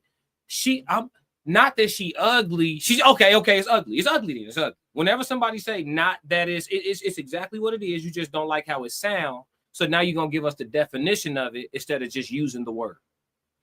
That's all I got. I don't know why men have it in their head. And then another thing too, this might stir a little controversy. Um, Men and women cheat for the same reasons. Some of y'all may disagree, but this just made me think of something, that another misconception that men have. There are some women who may cheat and may have their heart in it, but typically women can move, if not even worse than men. I need y'all opinions. I'm Yeah, yeah. muting. I'm muting until Uncle Plug and Classic give their opinion. We knew. We knew. I said it. When she got there and talking, I said, oh, we know. And I hit the classic on them. Yeah, I know. I talk about the nature. I talk about the true nature of the vast majority. See, there's a difference. Two different languages. There's women language and wife language. Two different languages. You got women, you got wives. You talking about a wife? Go to Proverbs 31, right? Is that where it's at? 31, right? You go there. You want to talk wife? Proverbs 31. Women, that's everybody else. That's everybody else. And that would be the majority, ladies and gentlemen. So when they start talking about the nature of women, you just gotta listen real close. The nature of women and the nature of a wife is literally two totally different things. And if you got hold of a woman and not a wife, you can't fall victim. You can't Hey, fall victim. You know what I mean? I'm with you, big dog. I'm gonna always be confused whenever rhetoric like this is being spewed. It's just is what it is, bro. I am going to forever be confused. You know what I mean? Like I feel like even if I tried to get in the game, I can't even exist because everything that is going to be nothing but confrontation. Because I'm just going to walk away. I'm just going to completely walk away if I hear any of this rhetoric. I'm just going to walk away because I don't understand this. None of this makes absolutely no sense to me. The confusion is so high. And I'm not trying to say I'm the most intellectual cat on the planet, but they just don't speak my language. They absolutely do not speak my language. And I really feel like if they came into a conversation, the conversation is going to have a lot of awkward silence when you're dealing with a real one, because it's not going to sound, we're not going to speak the same language. We're not. This is not it. This is absolutely not it. We need to come back. We need everybody that was on the panel to come back and review and say, I'm not going to be that person when I come back. You know what I'm saying? It's something like a pop quiz. That was a pop quiz. You know what I'm saying? But the real one going to be on Friday. So you going to come back after you know what I'm saying, you went over, the pop quiz where the teacher gave the answer back to you and you got an opportunity to go and look and see where you made your mistakes. And we're going to come back on Friday and we're going to try this again. Because I think that if you really review this test, you can be like, damn, I can't believe I said that. I can't believe I was acting like that. Because this right here, this ain't it. You know, you can put me in whatever category you want to put me in. But the one you are not going to put me in is fraud. And I'm not going to be fraudulent with y'all because I ain't got nothing but love for y'all. And I swear this on everything I say. I put this on everything I say. I love y'all. I love women. Preference, that just is what it is. But I love women. But we are going to go back and redo this test because y'all are not speaking the language that a husband wants to hear. Y'all ain't speaking the language of a husband. Y'all got to bring this back to the altar.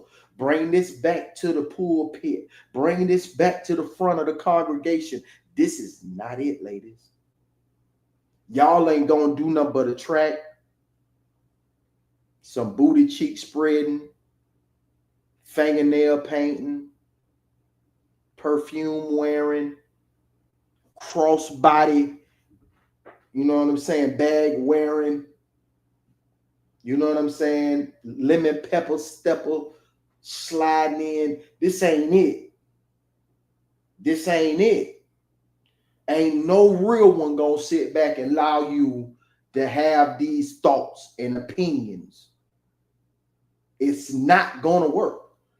A nigga gonna look at you and say, Shawty, you need to go home. Unless he just want to smash something, or he just want to, you know what I'm saying, have a great evening, you know what I'm saying, play with you for 30 days and return you. You gonna be a net 30 or a net 60 or a net 90. You know what's crazy? Bill credit. Plug, you know what's crazy? She said her point that she drove home was that most women and men cheat for the same reasons. And like, I guess I should have jumped in and said, what reason do men cheat for?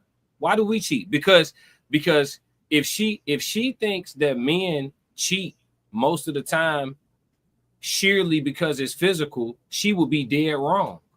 So that would actually make them more savage than us. Mm-hmm. Most men cheat to fill voids. They don't cheat just because shorty over there look good. You know how much effort cheating take when you in a I want you to dance. I want you to dance. Go ahead. If you're cheating because you want to. That option presented itself and you said, yeah, I'm gonna go ahead and bust up.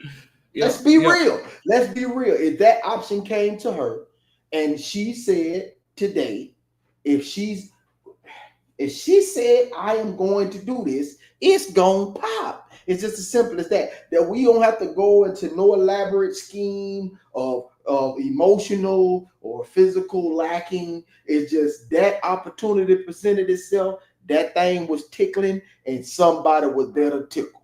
That's just what it was. That thing was moist. You seen it bubble and you wanted to bust. That's it. We ain't gonna do none of that. We ain't gonna do no dancing tonight. If they say they cheating for some other odd intergalactic reason, then hey, let that be your reason. Only reason why I bust up because I had an opportunity to it. I thought I wasn't gonna get caught. I'm gonna bust up. And she thought the same thing. Come in the house smelling like a sock. It is what it is. You know what I'm saying? Somebody mess your pH up. You feel me? You come in here, you ain't smelling like me. And I agree with both of y'all, but I want to address April's comment along with what Jess said. Because I think this is where we're missing the mark, right? April said, I've said it before, women are more savage than men. Cool. Jess also opened up with a very savage remark is that women cheat too. Y'all ain't the... So can y'all women help me? Is it racism or is it competitive nature why we don't work out? That's just, hey, bro, I'm gonna be honest with you, man. Cheating is just cold-blooded. Yeah, but plus they making it seem like this is it's cold-blooded. It's like, real. Like at the end of the day, bro, it's like, man, if I'm gonna do you sliming, you my partner, right? You my partner. Classy, you my partner. If I'm gonna do you sliming, right? I made a decision to do you sliming. It is what it is. And if I'm gonna cheat, let's do what it is.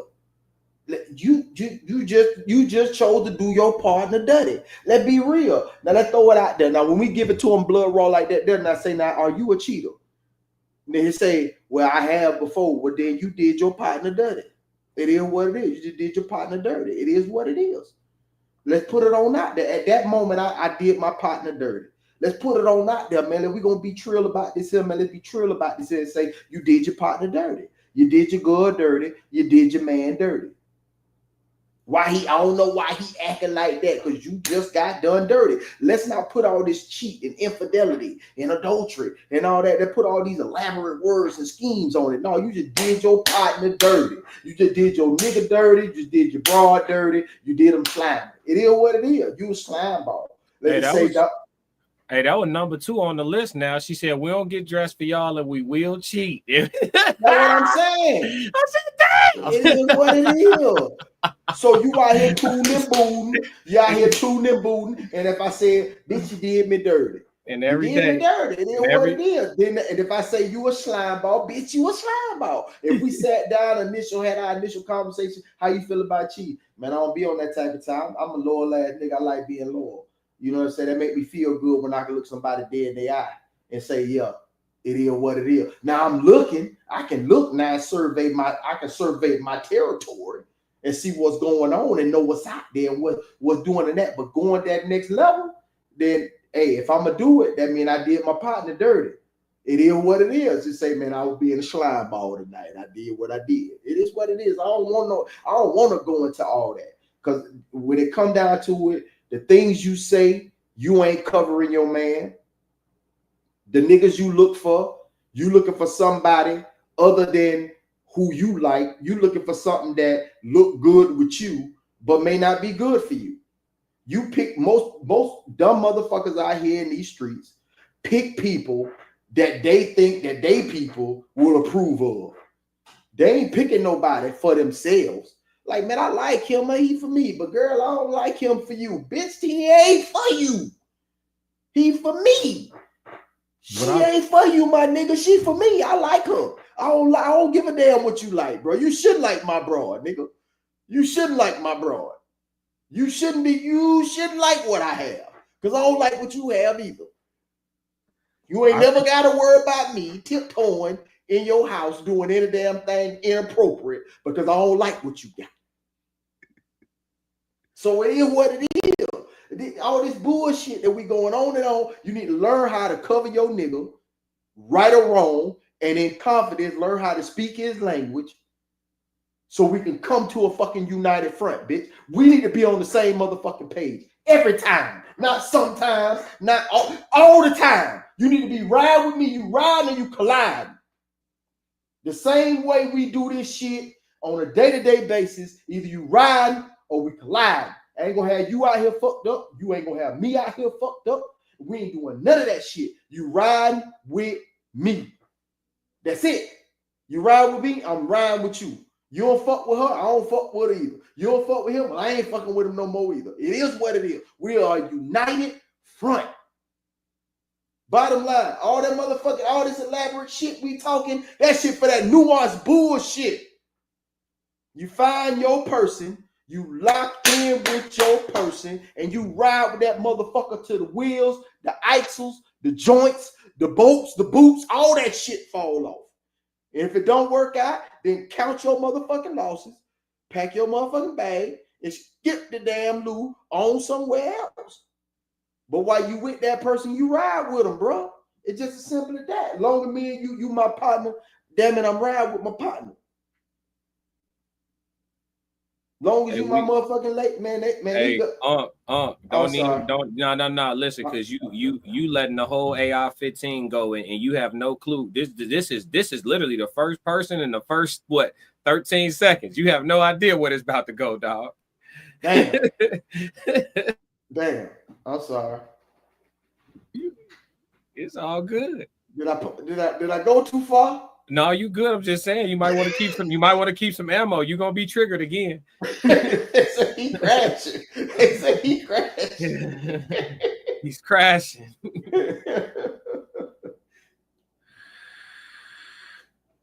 April, I'm gonna tell you this. I can't say that. I want Classic to be able to have his panel back. I'm gonna have a little grace. I'm gonna have a little grace. I'm sorry. Like, yeah, I ain't gonna even say it. Yeah. I'm gonna mute my damn self. I hope they ain't watch it. Man, I can say. Nah, they good. They good, man. Yeah, but men have this thing locked up in their head that a woman has to be emotionally. We're all emotionally tied, and we have to have this or that. No, not at all. You'd be surprised if men really knew the thoughts that women really had. Like they probably would.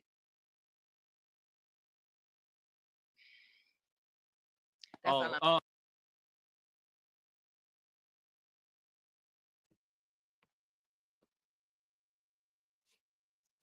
What's up? I want y'all to look at those faces. Look at the faces.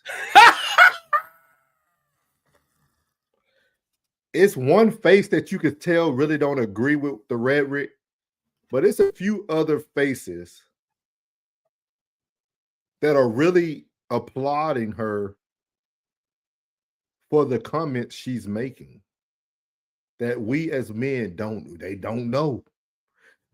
This sound like some niggas talking in the barbershop. This is what's really going on this is what's going on, man. Like Classic and I understand y'all don't want to go skiing. I understand y'all don't like heights. I know you don't like getting off the drop to drop into the slopes. But I'm gonna tell you, if you ever show me your girl you meet and she's smiling ear to ear like them three on that page, I'm gonna whisper in your ear, she might be cheating, bro. Because looks say a million words, man. Looks says a million words, man. I never would. I think women need to understand that silence is key, man. Even if you did feel this way as a woman, I think keeping it to yourself would be the most elegant thing you can do. Have that talk amongst your girlfriends, but I would not recommend coming on a panel and having conversations to the point where you're almost putting yourself equal to a man and feeling that a female being a cheater is something we should be actually bashing about. Like that's crazy, man. But those are two things that just came up in my head, that a lot of things that men misconstrue about women. And that doesn't mean I'm a cheater, but I'm just saying it, I had to think of that. Some of us know. Classic. I think another misconception is when we say we would like a man to be financially stable or just be able to provide for his family. They think we mean be a super duper millionaire with all this money and all this access. It's like, no, we're just saying meet us where we are, be financially stable enough to care and provide for your family. Like don't automatically assume just because we say we want a man of a certain caliber that means that they have to be rolling in all his dough. It's like no, just being a responsible adult and bring something to us that we can build on if we're building anything together. Mm, mm. Okay, I'm letting y'all cook. I'm not here to be a defense attorney. I'm trying. Come on. Why? I'm not. Hey, I look, feel like it's hey, so fellas. What? Hey, I think I know what Nora's gonna say, but I need y'all to answer just quick yes or no. We can move because we got a little bit to cover. Y'all think both of y'all would have been able to run this panel like this and keep it together for the full 2 hours? Yeah. Yeah. Because that's why I started telling y'all in the chat to just listen. Oh, I was. Hey, I had to challenge a little. Like no, but I peeped it. Like you could under like sometimes certain conversations they're dead before they started.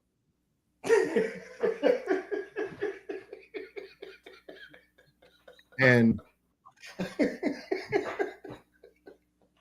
I some conversations aren't meant to be like we weren't getting to solutions.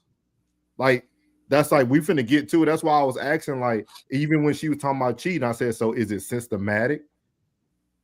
Because they kept talking about it was systemic racism. So is it systemic, or is it because women and men cheating on each other? Which one is it? Like, which one is it the white man when you want it to be, and then it's the man, the black man, and the black woman cheating when you want it to be? You have to pick a side. This conversation was all over the place, and everything led back to the excuse of systemic or this and that when they didn't really have anything to say. And I'm going to say this, man, because I got to say this. I got to say, because if I don't say this, I'm going to be letting the internet down.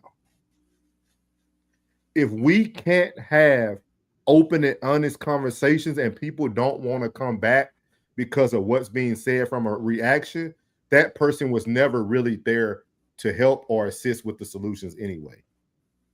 Because that speaks to the same thing that will happen in a relationship, right? When you're married or if you're dating someone, you're going to have uncomfortable conversations that you're going to have to attack and be able to agree to disagree and come back and reshuffle the cards every time. So if people don't like the reactions they're getting, maybe you should reevaluate what you're saying and have a better point of view next time you go on another panel and speak about these things. Because we were looking for solutions. Like Classic opened the bag, man. I thought that question that he asking about I think it's finna come up about the modern man, the average man, and that right there. I really wanted to hear that. I really wanted to hear what are some things that men can do, but we went all the way to getting harassed in grocery stores. But we'll get there. Man, Let them go. Let them go. What y'all got? We listening. Let's see. Souls of Thought said, so is it systemic? Interesting. I'm not sure who he's asking that to. Miles Bachelor said, we already know. Yeah. That was in response to Jess. Yeah, some of us are aware of y'all nature. Jay Zilla said, what do we do? I don't know, but I've read and heard black men. Oh, this is in your response, Jazz. It's okay if we bounce around a little bit. What do we do? I don't know, but I've read and heard black men or women to discuss what the whole black male/female community did to them as a topic. I'm just saying, this is nothing new. We got to crack the codes. So he's saying he doesn't know what the karma is for, but it seems like it's karmic, I guess is what he's saying. Yeah, I don't. Yeah, I can offer you some context. I have heard, and I didn't look into it for myself, so I'm not gonna act like it's absolute truth. But I have heard that at some point, black folks were originally in control of everything, and when Caucasian people, I guess, came into the fold, we weren't the most the easiest to deal with.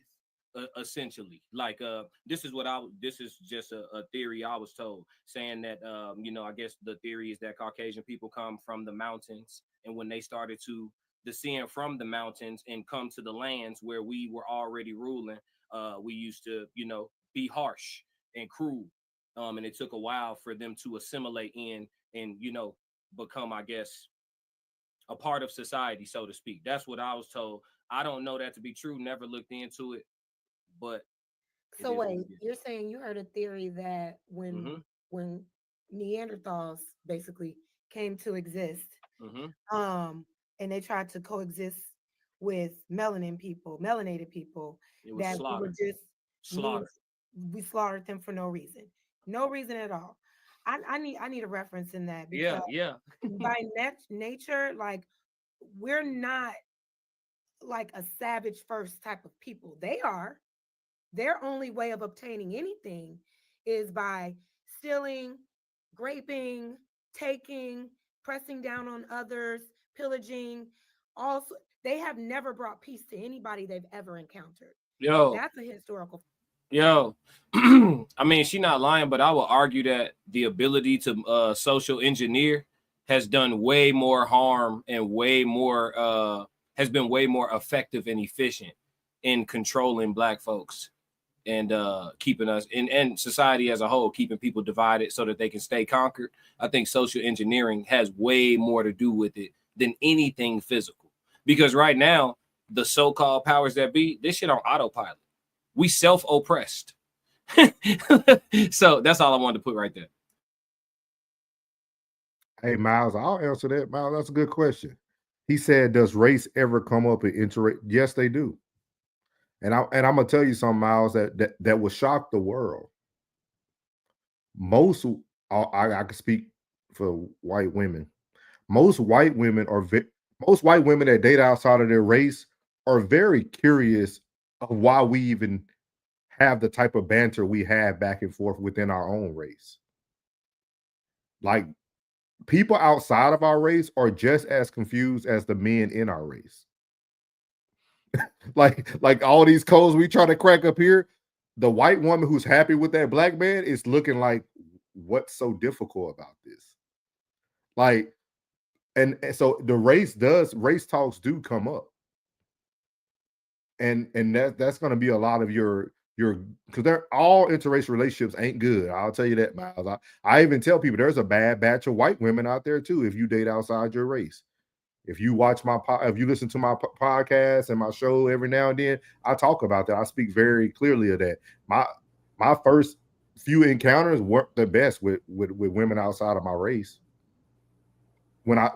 But even I don't want to say that because that's going to go to what people say we do. But anyway, yeah, it wasn't the best. But yeah, Miles, to answer your question, race does come up in interracial relationships. Can we just say that you found your person? Yeah, but you got to give these people the information they're seeking. Yeah, but I mean, whether Black, Hispanic, or whatever, you just found your person. But they don't look at it that way, Plug. The Black women call us weak because we date outside of our race. I don't. You found your person. I don't. I'm with happy. They don't know what happiness is. You remember they dealing with slavery every day, Plug. But that's possibly why they can't find their happy, because it goes back to my point when it says you're picking people based on how your people are going to view that person you chose. Yeah. It could be systemic though, but systemic. It's a joke. Shit. Hey, I told you, dog. Hey, it's getting late. I was up early. You know what I'm saying? I'm just saying, like, I don't want to get into all that nuanced shit. I'm just saying that you found your person, and that person happens to be, you know what I mean? Now, maybe because it just go back to me. I think most people do this. They pick a person based on how they girlfriends or they cousins or they sisters or they brothers will view how these two people are together. Yeah. You know what I'm saying? Like how they look. Most people treat people how they look and not how they are. Yeah. It's some beautiful sour belly bitches out there.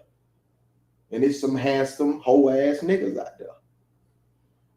It is what it is. it just is what it is. You know what I'm saying? The character is everything, man. I look for you with this, not this. That shit there is played. That shit is full gazing. It's full gazing. Facts. Cause And that's why I'm like, Go ahead, Blue. no. I'm finna mute my damn self. was this self-defense? You know what I'm saying? Like, was because that doesn't make sense. We've never been like the type of people, and that's kind of why we were in the situation we were, because we are so welcoming and collaborative and like, oh, okay, these people are here, we're here, let's see how we can work together. We're naturally like that, right? These people are not. They don't wanna collab. They wanna just take what you have and claim it as their own. So that classic, I'm gonna need a reference. Yeah, no, for sure. That I'll math look. happened I, for me. I I remember who told it to me. I'll get one for you. I got you. Yeah, Yep. We gonna get back to the from the yeah. queens to kings because y'all were kind of quiet. And you said Jess said she got a full clip on this one. What are some things that the average man seems to have wrong about the average woman? Oh, I got another one. Uh-huh. Just because we give you our phone number don't mean we interested. We just trying to make a home safe. Yes. Um, Another one is That's bad. oftentimes But yeah, go ahead. we don't want to be Wait, strong. wait. For the brotherhood, I can't. Well, how common is this? This isn't my first time I heard. Fellas, I got y'all. I know. Y'all like class. Say something. You, how common is this? We punching y'all out if Scary. we can't get the line. It's No, just seriously, there are some situations where you'll be encountered and they will not take no. I It, mean, it I can happens. say I'm not. I can say I have a husband. Oh, that's okay. I can be your friend. I got a man. Oh, but ain't nobody got to know. Or you know what? I'm just It's not. just always And oppressed.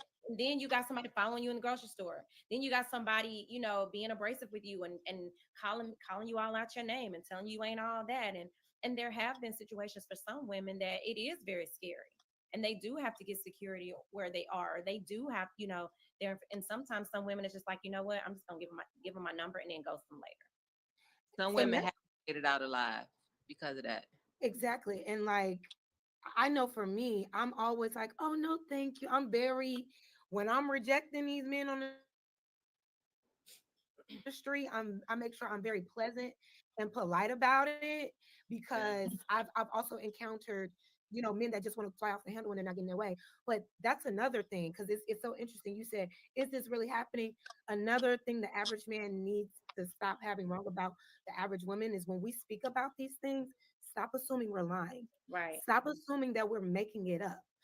Just because we want some type of victimhood or no, these things are happening and they're happening a lot. You know what I mean? Don't assume that we're just doing it for attention. We No, don't want never that for kind it. of attention. We don't, No, a mature woman does not want that type of negative attention where she's always talking about getting victimized. That's nothing we want to share, but it Right. happens. And if men claim that they really want to protect us, you shouldn't have to lust after us or want us on a physical level to extend protection. We're women that are just human beings, just like you are. And a way that you can protect us is when you believe us when we come to you and we say, yo, Right. this is what's happening, and then change the narrative and address these men yeah. who don't know how to take no for an answer. Right. Jazz, I'm happy. I'm happy you here today. I really am because this is the platform. This is the platform for you. I'm not gonna push back on you. Well, my platform is literally all about like finding the answers. Yeah, like Alyssa follows me closely. April follows me closely. It's about finding the answers. You know what I mean? So I'm not gonna push back. But when I ask, it's not because I assumed first, right? Oh So yeah, no, my I question, know yeah. So like everything is about trying to get it figured out, and for sure. Mhm. it's one of those things where I don't know men who would swing on a woman for not getting her information, right? So I don't know any men like that. And then on top of that, I don't know any men who wouldn't do something if they saw something like that happen. You know what I mean? So Yeah. with my limited understanding, with my small sample size of men in my circle, I don't have anything to go off of. And then I've never witnessed it outside. Like I've seen and Jazz, we not from far away. We got a lot of mutuals on social media. I've been in all the clubs in the city. I've seen Chicago women are very rude. I'm not saying you, but our women are rude. It's just what it is. They know. Yeah. Don't even try to defend it. Don't even try to defend it. And so I've seen many men get shot down in the club, and I'll be don't even don't. You different if you're not rude. That's it. I don't know if we're rude. We may be. Well, you know what? Yeah. Y'all don't even like each other. Y'all don't even like each other. No, I wouldn't. No. I wouldn't say that. No, that's not. I'm not going to accept that. No, that is not how Chicago women get down like that. Maybe immature, women that just like to fight, but like the girl energy in Chicago is real. Like it's very supportive. Now, a lot of like inner city ladies, they don't have a lot of patience, and like if the approach is off, you might get a little spice back. But it's, That's you what know I'm what I saying. mean? That's exactly what I'm saying. Classic. Y'all But something some else. of the guys, some guys like that. Some guys like it's not even like mean to be rude. It's just like a sass, a certain level of sass Uh-huh. that I Uh-huh. think.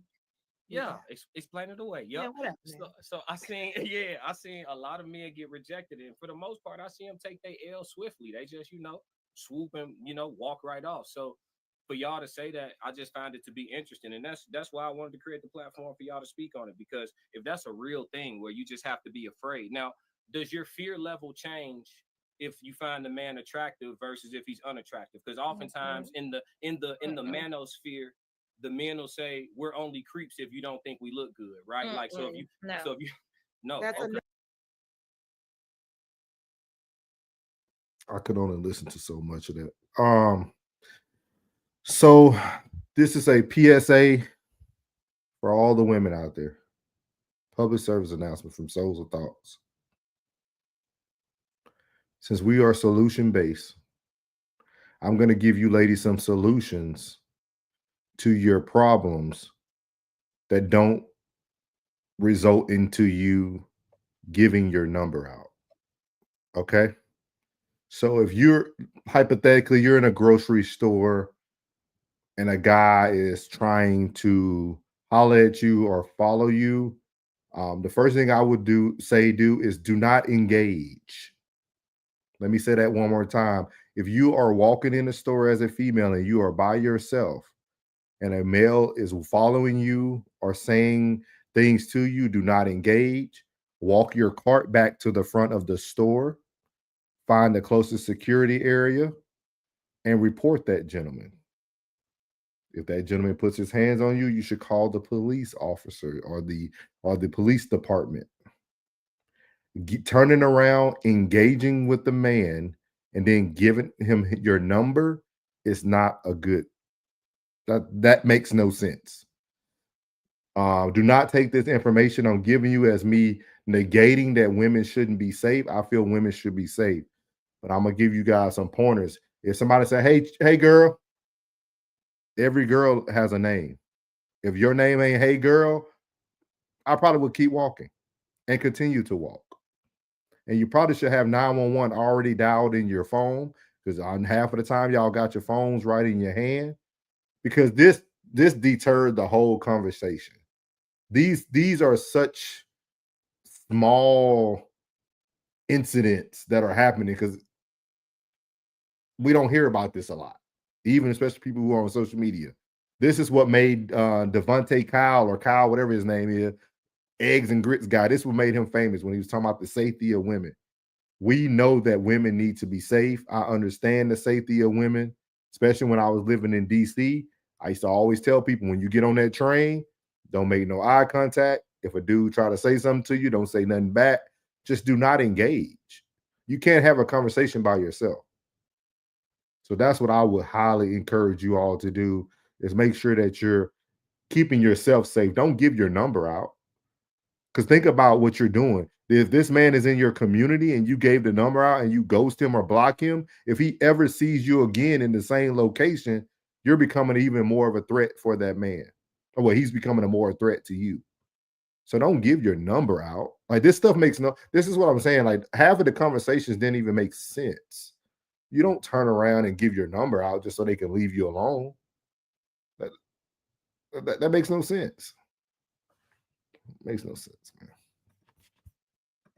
another misconception. Y'all got and often it's not even it's in the least expected places. It could be while you're pumping gas, or it could be while I'm going in the grocery store, or I'm walking out of Walmart or wherever in the parking lot back to my car. It can be in those places where you really feel vulnerable also. So it may not necessarily, I mean, it could be at a club, but it oftentimes it's going to hit you in places where you least expect it. Got you. But if you look good, if I'm not in the, that's another thing about women. Like, just because you look good, every woman may not be in a space where they want to date or entertain. They might be in a space where they just chilling with themselves, and like some men just want to keep and keep and keep, and it's like, sweetheart, I done told you, baby, this is all about me. Like, I'm just me. I don't even want to share my time. I don't want to. I don't. It's just me, and they just keep going, keep going, keep going. So, and it's nothing personal. It's just something. Go ahead, Plug. Plug, didn't you raise your hand? Yeah, I did. And then what about you? These general statements, what about you? Like, I know, did I miss the part where they said, when someone tells you that they have a boyfriend or they got a man, believe them. Don't just say the word woman. We say black women, like there are no white women or men in our conversation. Sensitive people be the real schizophrenics. I'm just saying, when you comment on who's listening to your conversation in public, do not engage. The only rule about being in public is no public decorum.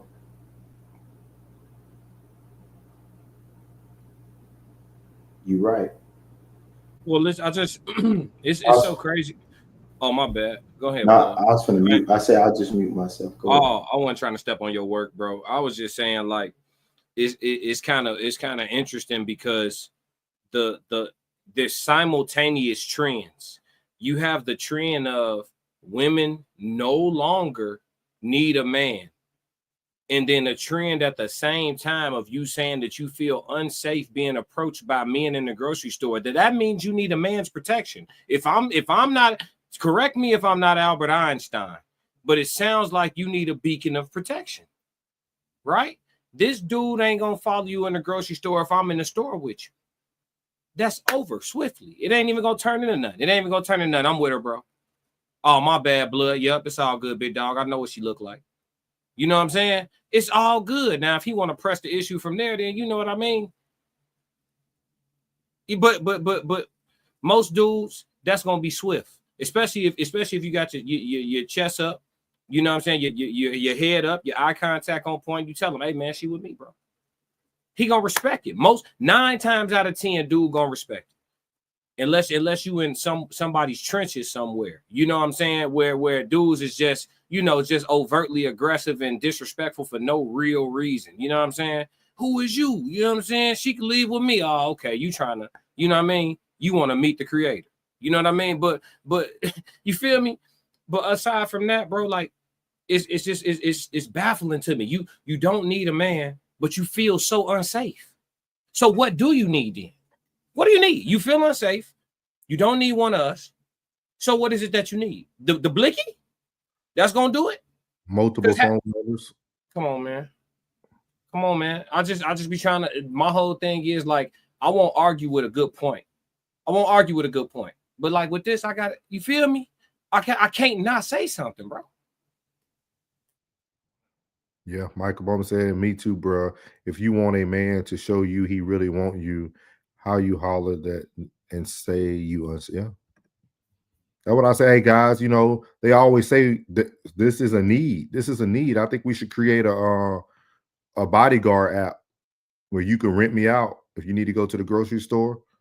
I can carry a concealed weapon. I'm serious. This is a good business move. This is literally they say you got to find the need. I'm telling you, you get the credentials, create your own security company. Dog, you can be at every grocery store. Hey, I can meet you at the grocery store. All you do is send me a picture of your ID so I know who I'm looking for, and I'll walk around the store, anonymously, but you will be shopping, and I'll make sure I'm in so many feet of you. And then when you leave, you cash out. I charge you by the hour. Yeah, I'm gonna put that. One of my homies got all his credentials already. I'm gonna put that bug in his ear. He need to go get that bag. He need to go get that bag. Yeah, he do security. He do security for me when I have my events. Yeah, I'm talking about that, man. Ain't nobody ever got. I'm talking about nobody laid a finger on me. I ain't want to touch me, dog. Hey, I'm telling you. They want the bodyguard out. Tell them to do a monthly fee, and all you gotta do is tap in. A subscription. Boy, they ain't got no man. These bitches got a subscription. No, low key, he just cracked the code. I'm finna go get my man's paid with that one. Cause listen to me, man. I can go to sleep in public. If I got my boy on point, I can go to sleep in public, man. Ain't nobody gonna touch me, bro. You a confused bitch? You need your man for protection? We got you. We got you. Call 1-800. Bitch, we got you. Let me go mute myself. Hey, classic. Y'all just cut me in on it. Call it Shop Secure. I'm telling get you some points on that. I don't want none of it. I'm gonna just pass it along. I'm gonna tell him, hey man, send my man some points, man. Yeah, for sure. I'm definitely gonna holler. That's a good thing. Mm-hmm. When we say we're single by choice, please believe that. Like, stop sitting amongst other men and telling yourselves what women are thinking and feeling when they say certain things. You're not us. You don't know. When we say we are single by choice, we literally have made the choice to just focus on ourselves and not be male-centered and attach ourselves to men. Believe us when we say that. For some reason, men have it in their mind, no, it's just because you can't get the man you want. It's like, we don't want any man. Like, we're not looking. Believe us when we say it. Like, women are not like men. We don't have to be like physically on a man 24/7 all day long. You know what I'm saying? Like, stop projecting how women onto us based on what you would do. You're not single by choice. You can't get the lady you want. You know what I mean? Yeah. Fellas, I'm confused for y'all. Don't worry about it, because it's two things trending at the same time, and it's all coming from women. You have a whole you have a whole trend of women saying men don't approach us anymore. Then you got a whole trend of like getting approached is dangerous. You know what I'm saying? At the same time, they both trending. So fellas, forgive them. But two things can be true at the same time. Yes, and it is confusing. It's very confusing. Now imagine, have some empathy. Try navigating that, ladies. How would y'all navigate that? Being a man, you don't know whether to approach or whether you're gonna get looked at like you should catch a misdemeanor. You know what I'm saying? Like, should I say when something? in doubt, walk it on out. See what I'm saying? I love it. And then you wonder why fellas I think it's just listen to the woman, listen to what she's saying. If she says no, or if she says I'm not interested, even if she have a little spice on it, just take it on the chin. You don't know what that woman, she just like have straw not shoulders. You don't know what a woman could be going. Hey, not straw. You're right. Got a question for y'all from the chat. You just don't know what the last encounter somebody could have had. So that spice might not be for you. It could be because of what I just had to put up with just a few seconds ago. Is it right all the time? No, but just take a person's word for what they say. Oh, we know men can't be victims. We know. Those are thought. Sorry. Go ahead. Yeah, talk to me. You good? I will say this: if most men, and this is something that men don't realize, be transparent. Yes. What you got going? It's over honesty. It's about transparency. Be transparent in what you got going on in your life, in your situationship, if that's what you got going on. And then allow that woman that you're interested in to make the decision. Don't make the decision for her. If I want to be a part of your mess or whatever you got going on, allow me to do that. Right. Tell me, hey, this is what's going on. Do you want to be a part of that or not? And if I don't, then you need to move on. Yes, But be That's it. transparency over honesty. Yes, you need to be honest, but transparency is top tier when it comes to situations like that. and that's another misconception. Men love to say, "Y'all don't want the truth." Yes, Yeah, we do. Because there's Yes, some we women do. who's gonna be good with it, and The there's gonna be some problem is women when the who ain't problem gonna is be when we good with it. find out the truth and we don't no longer want to be in your truth is Exactly, when you get April. offended and you're upset. Exactly. Because you don't have to lie to keep it. You know, if you really are that dude, And they don't realize that they yeah, forget, there oh, are, you'll be surprised. build a relationship with you and have all this and all that, and you know, and then boom, Right. this is what I got going. I would like y'all to chime in because they talked about 4 different topics right there. Yes, confusion is high. Yeah, one The confusion is high, boy. went from going to the grocery store and being stopped. Then Jazz said, "Believe us when we tell you what's going on." Then April came in with being transparent. And the world filled with some over aggressive niggas. I don't Yeah. know what these niggas aggressive at. Did y'all want to hit on any of those 4 points that they talked about that had nothing to do with the average man? I told you they made me want to check my circle. Like I gotta call my whole circumference and be like, bruh, you better not be over there beating this dick, bruh. But from what I just heard from a panel now, you know what I mean? Y'all out here beating it. I mean, y'all can't take no for an answer. You ain't heard no in like 10 years. Because if so, you would have been in jail. I know I had to get me some bail money or something. Like, this is crazy. I was so confused through that whole ordeal. I was like, is this the is this the collective? like is this like these are the different types of women? Because I noticed between she came in with April came in with transparency. It was like just like is this like the majority? Because if it is, and we already outnumbered, it's a lot of lonely bitches out there. I said that when I was like 19. I was like, bro, man, I gotta do this.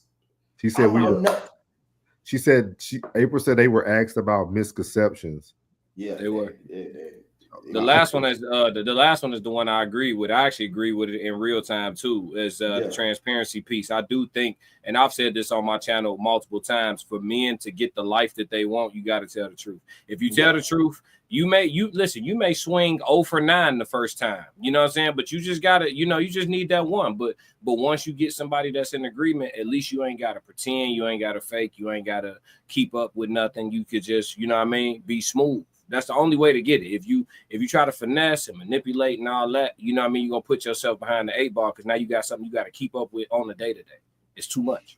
I was in a place where whenever we came to the round table, it was always a conversation about what I need to do differently. So I would sit there and I would listen. And it was 4 or 5 on the table, I would take 2, get solid on them 2. I got you. But then I wouldn't wait till we in a dispute. I would wait till everything is groovy and it's calm. No storm. And then I would tell her what I would need her to do. And it would be a fucking holocaust. I would be like so defeated. Like I would really like I would just be silent instead of fussing, because I used to get in the middle of so many disputes that I would be like, I say, man, I'm being a bitch right now. Like you want me to fuss with you like I'm a bitch. That's how I felt. I felt like you wanted me to fuss with you like I'm a bitch. And it just really would just irk my soul to where I'd be like, nah, this ain't it. And I would just imagine if that individual was on this panel with these women and said what they're saying, and this confusion went out into the world, these women are damned. You saw me catch myself. Damned. If this is what it is for you young bucks out here on this turf in this game, I would truly say to y'all are fucked. Yeah. I mean, and I'm just saying, like I say, come back to the panel classic, because I say come back to the panel when I said the pop quiz, and I hope I can't say it all eloquently like my boy Norris do. And I say, take the pop quiz, come back and revise review the pop quiz and come back and take the test and do this shit again and say, okay, I was on the panel, I was in front of the camera, this was for the show. Now let me give you the real me.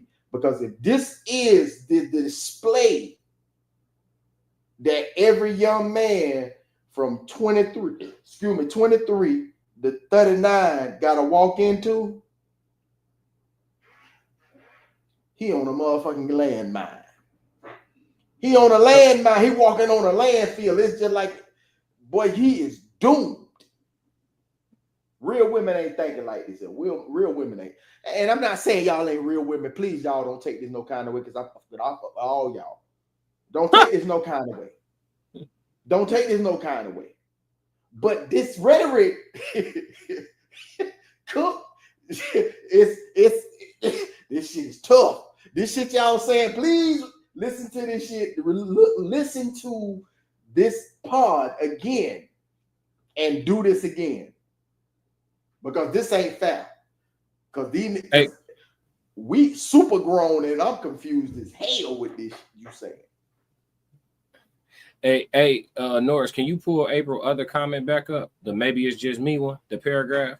Yeah, she said, maybe it's just me, but the majority of men that approach me are in situations or marriages that they don't even want to be in. And so it's left for me to decide whether or not I want to be in your mess. It's so much to take away from that, right? But I saw that and it made me think about, like, okay, first off, you blessed, right? Because you at least running into dudes that's telling you what's going on.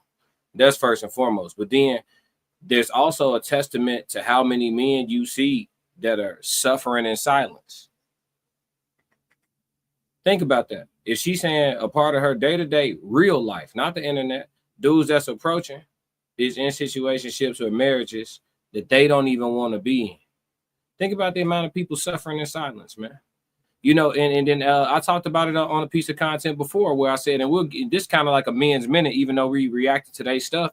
But, there is no place for a man to talk about any of that. It's not okay. It's not okay for you to talk. Somehow it's going to get turned back into something on you. You know what I'm saying?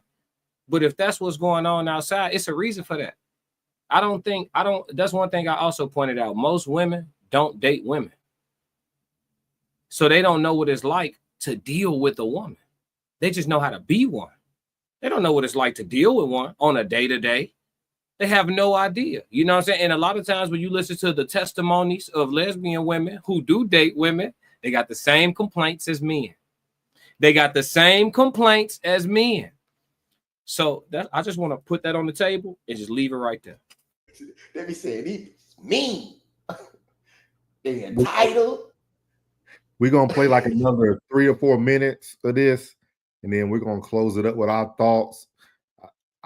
We thought we were gonna be able to get through this, but we probably won't get through the whole thing. But we got y'all. We got y'all. They gonna hate us, boy. And like boy, they gonna hate us, boy. They gonna, and like Claxton say on his show, if there's any questions, get them in the chat now. Don't wait until the next 8 minutes up and we don't. Hey, get them in that now. Man, I love y'all, man. Please don't hate us. Going on? No, don't do that. Be up front. Yeah. Hey, fellas, I can't even say nothing because I tell y'all that every day. Just tell them the truth. That's how you end up getting the life you want. Tell us the truth. You'll be surprised at how many women will be like, okay, Yeah, they're gonna agree. They're gonna agree. Because you automatically made her feel safe by being honest with her. That's not the And women. it's so refreshing. You're like, Oh, it's like, you know what? Maybe Yeah. you don't give the lady an don't want option, women. and then you end up in fatal attraction situations, and then want to blame the woman when you started all this mess. You could have just been honest. But And wait leave till it I to the ask my safe woman. question and what they say, If y'all. your truth doesn't garner the response you want, just take it on the chin, baby. That doesn't mean you need to lie to still get what you want. Like, move with integrity and move on to the next person that's willing to get in alignment with what you want. and the same way for like women, when we are transparent, hey, this is what I'm looking for. I'm looking for stability. I'm looking for monogamy. And you might lose some. And then it might be a man that'll say, hey, I'm looking for the same thing. We have to take it on the chin too. We can't force it down someone's throat. So, men should give us that same. Yo, I know we running low on time. I know we running low. Yo, I know we running low on time, but which one is it? Is they getting money or is they looking for stability? They think stability is money. No. I'm saying, but are they getting there? Are they? Because every time I look up, I hear somebody saying women make more money than men now, or we getting our own bag, or we don't need men because we can take care of ourselves. But then the first thing they want out of you is stability. So is y'all getting money or y'all looking for stability? I just want, because it can't be, if you're stable, how can I just, which one is it? That's a hell of a question. Yeah, because as a man, if you come to the table and say, I'm doing all right for myself, but I would prefer to have a woman that could provide some additional stability to what I already got going on, you'd be vilified or crucified for that. But for a woman, you claim that you getting this bread and all that, but the first thing you say you require is some stability. So we cool. That's just like they said, be transparent. That's what we saying. If they watch this back, ladies, y'all said be transparent. We saying the same thing. If your boutique, if your salon, if your nail shop ain't hitting like you thought it was gonna hit, and the pockets is a little like this, we want to know that shit too. You know what I'm saying? Like they actually, not just saying they asking for transparency. We asking for transparency. You feel what I'm saying? I'm gonna give you an example. I was watching this square show on Netflix called Wags the Riches. And this raggedy, and I'm gonna call her raggedy. I don't give a damn if she see it or not, because she ain't the women on our panel. I don't give a damn if she see it or not. I'm gonna say this.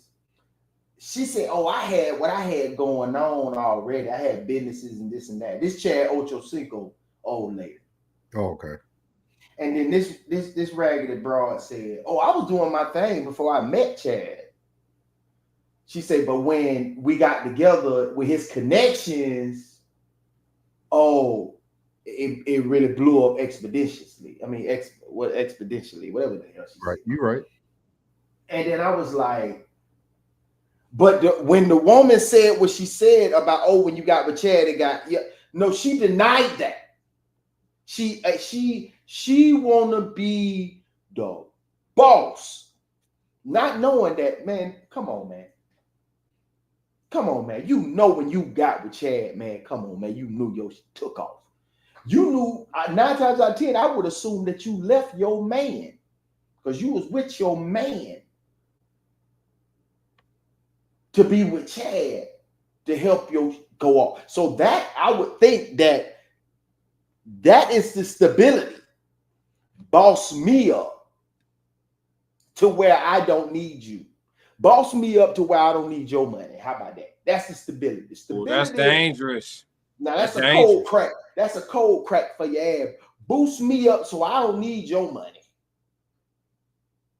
Boost me up so I don't need your money. So I can function as an individual within this damn union. That's the goofball mindset of shit. They don't understand us. We, our. No, you want mine and yours.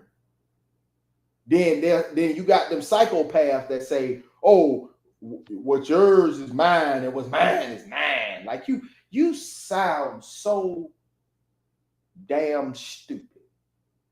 And your grandmammy is rolling over in her grave saying, "I ain't raised this. I did not raise this.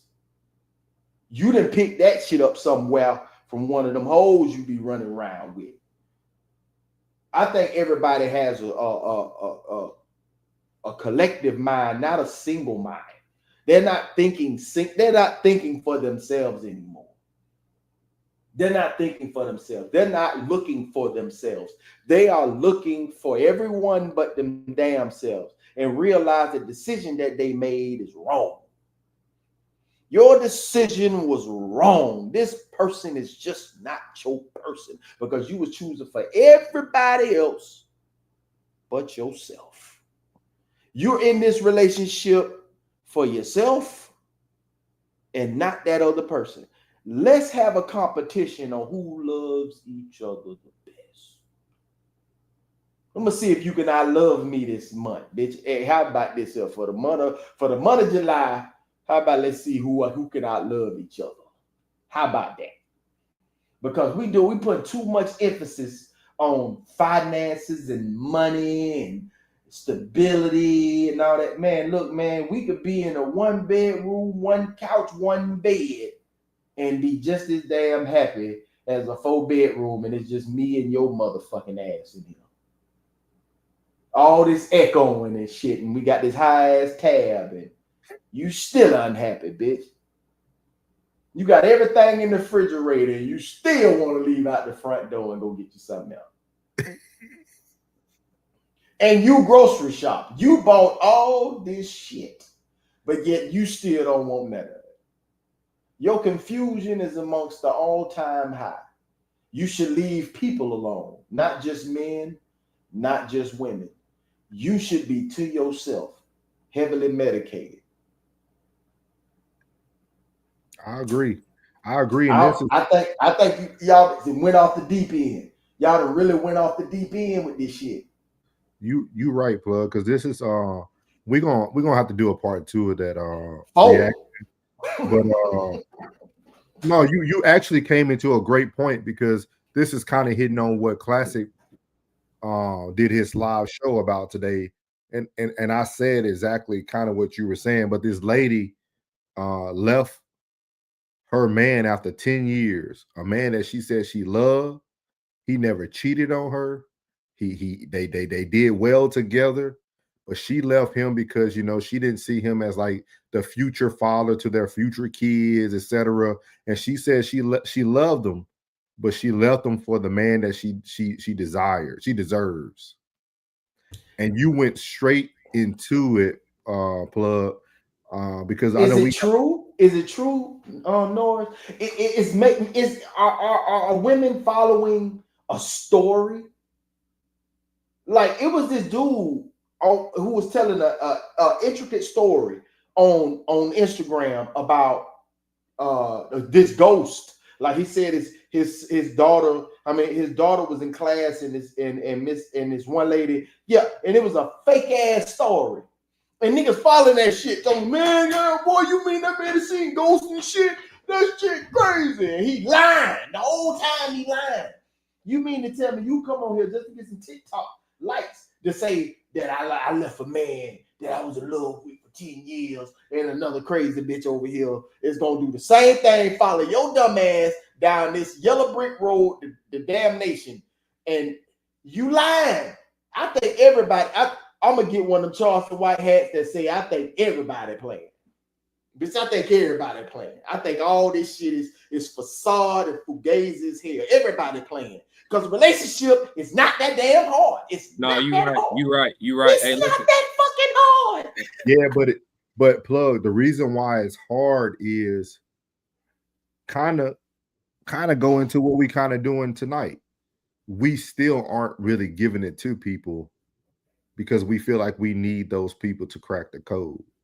And I feel like if a person can't have honest communication, take honest feedback, that's not a person who really wants solutions. You see what I mean? Like when we're having conversations, if you can't take my feedback and I can't take your feedback, we aren't looking for a solution.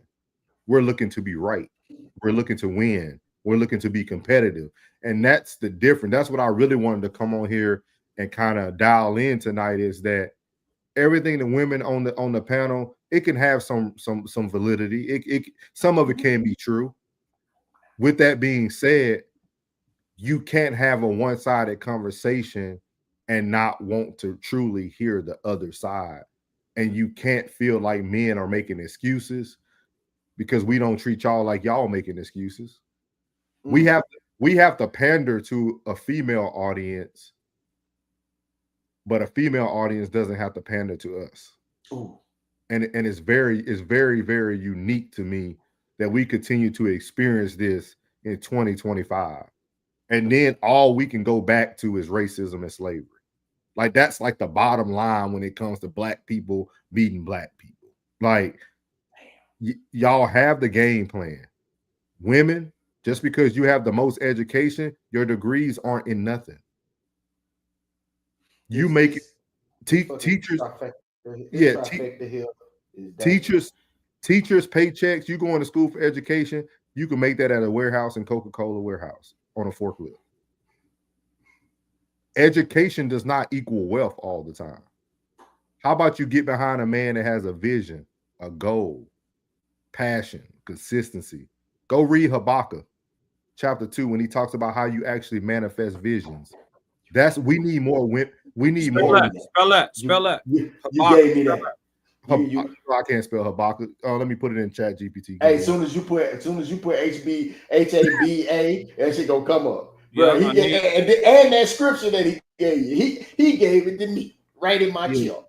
No, I've been rocking with it ever since. Look it up.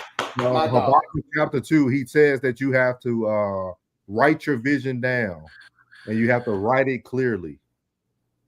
And then you also have to be patient. But while you're being patient, you must tarry and wait.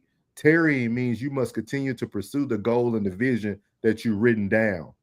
And see, that's what we're missing. See, we keep talking about virtuous women and proverbs. You got to go even deeper. These women need to understand what vision looks like so you can know if a man truly has a vision. See, like if you want to break down what you're really trying to see, a man is showing you through his action what he really wants. Mm-hmm.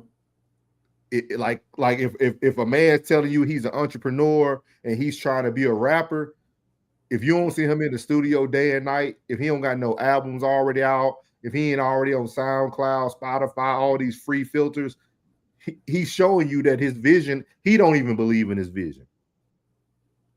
And like these things are very, very easy to understand. Like dating is not difficult, ladies. I promise you. Because all that stuff y'all talking about, y'all won't. Once you get into your marriage, you won't even think about it no more. Because that's not what you're thinking about on a day-to-day basis when you're raising your children, when you're trying to have a good marriage. Like you're not thinking about worrying about going to a store and being unsafe because you got a husband to go to the store with you. Yeah. Hey Norris, did you? Oh, go ahead. My bad. I don't want to step on your word. Oh, go ahead. I was gonna ask you, did you see my episode where I talked about the silent shot clock? The silent shot clock that women put men on. I think I see in one of your clips when you clipped it, but I didn't get to finish it. I can already know what you mean by it's a silent shot clock. So like every woman is not equipped with what it takes to be a companion to an ambitious man.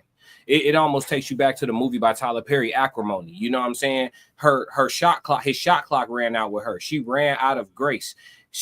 What he was trying to accomplish, I forget how long it took him in the movie, but we'll take it off of the movie. What you're trying to accomplish as a man may take you another 10 years, right?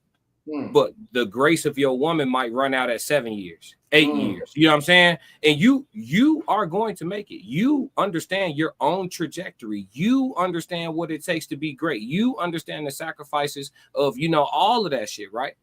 And you know where it's going to land you. But they grace run out before they could actually be a beneficiary. A beneficiary of the fruits of your labor. You know what I'm saying? It's the silent shot clock, and they won't tell you. It comes in a form of like subtle, passive aggressive pressure. You know what I'm saying? Oh, you still like us. We content creators. Oh, you up all hours of the night. All you do is stream, but you won't say a word about these streams when it's producing 6 figures a month. You won't say a word, But today it matter because it may not bring in, it may not pay no bills. You know what I'm saying? Not today. But when it's bringing in 6 figures a month, are you gonna stream? Don't you need to stream? Do you need anything for your stream? You know what I'm saying? And that's the thing. Every woman is not made. But you know what's funny, class? Sorry to interrupt you. No, you. But it made me think of what because people like to listen to Dr. Umar, black women. Dr. Umar said it. He said that's why most black men date white women, because a white woman would take a black man who's in the process. A black woman wants a black man who's already completed. See, like these answers are already there. Like people don't even help. want all the passwords. Want all the bit, bruh. Sat there, watched me slave, complain about the slave. Telling me, I say my time is actually money. The time that I'm not there, there's no money being made. The Clippers can't flip themselves. They can't. But ask for help. No. Blatant. I'm talking about a blatant no. Okay. Shit. No pressure. But wanted not seen the actual number that was being saved. You talking about all bills paid and number being saved, and said, I ain't got no access to it. And I'm talking about you ain't even put a quad in this motherfucker. You want access. You ain't put a quad in this motherfucker. Like, I've seen some amazing shit that make me say, like, I hope this is not the game plan for the rest of y'all. But I'm telling you, boy, I hope this ain't the game plan for the rest of y'all. I hope you don't feel as if you're the catch to where he has to financially and emotionally support you. Because if that's the case, you're going to be one lonely son of a bitch. And I mean this from the bottom of my heart. Because I'm telling you, what you do, you always ask yourself this question. Ask your man this question. What do you do that if you left, he would miss? Then, when he says it, see if you're irreplaceable. Good one. So I do want to finish off with this last question. I want to give everybody up here, a chance to give your opinion on it. He said, question, how do you win when the grind don't ever end? So I would love for you guys to, whoever wants to go first, give them yours, and I'll finish off. He's quoting one of my song lyrics, that question, but he changed one of the words. It's how do you fail? It's how do you fail if the grind don't ever end? He put win, but I guess we can answer it. But that's I mean, I can't really answer that because it's not the right question. But how do you fail if the grind don't ever end? And the answer to the question is actually you can't. I've never seen somebody who refused to quit fail. I've never seen it in my life, unless they were in pursuit of something that was impossible for them all along. Like if you only grew to be 4'11", but you just kept trying to make it to the NBA, you feel me? But outside of like ridiculous examples, I don't know any examples of somebody who was like, yo, I'm locked in on this and I'm going to make this work. And I know that it's going to work. And I've prayed about it. I've written it down, and everything I do is in effort to make this work. I don't know anybody who did that and they either made it or died first. That's it. I don't know anybody who failed without quitting. Do y'all? Most people fail because they quit. I would say you really fail if you're not happy. You could be in your purpose. You could assume that this is your purpose. You've given yourself this purpose and this goal, and you're not happy along that road. If you're not, I don't give a how much it may. I don't give a fuck what it takes. I don't give a fuck what the grind is. If you're not happy doing it, that's a miserable fucking existence. I don't care what it is. That's a miserable existence. If it doesn't have nothing to do, yeah, you damn right. Money is the biggest trick. And if you are not happy in your pursuit of whatever you're doing, even in your generosity, you're gonna fail. You failed. You failed. I want to enjoy this ride. I ain't get on this shit, man. Man, I've been here for 45 years, man. I want to be happy. Fuck all that. All that other shit, man. You can go on with your goals and all that shit, man. I just want to be happy, dog. I just want to be happy, bro. I want to wake up with a kiki. I want to wake up with a kiki every day. A kiki. I want a kiki every day.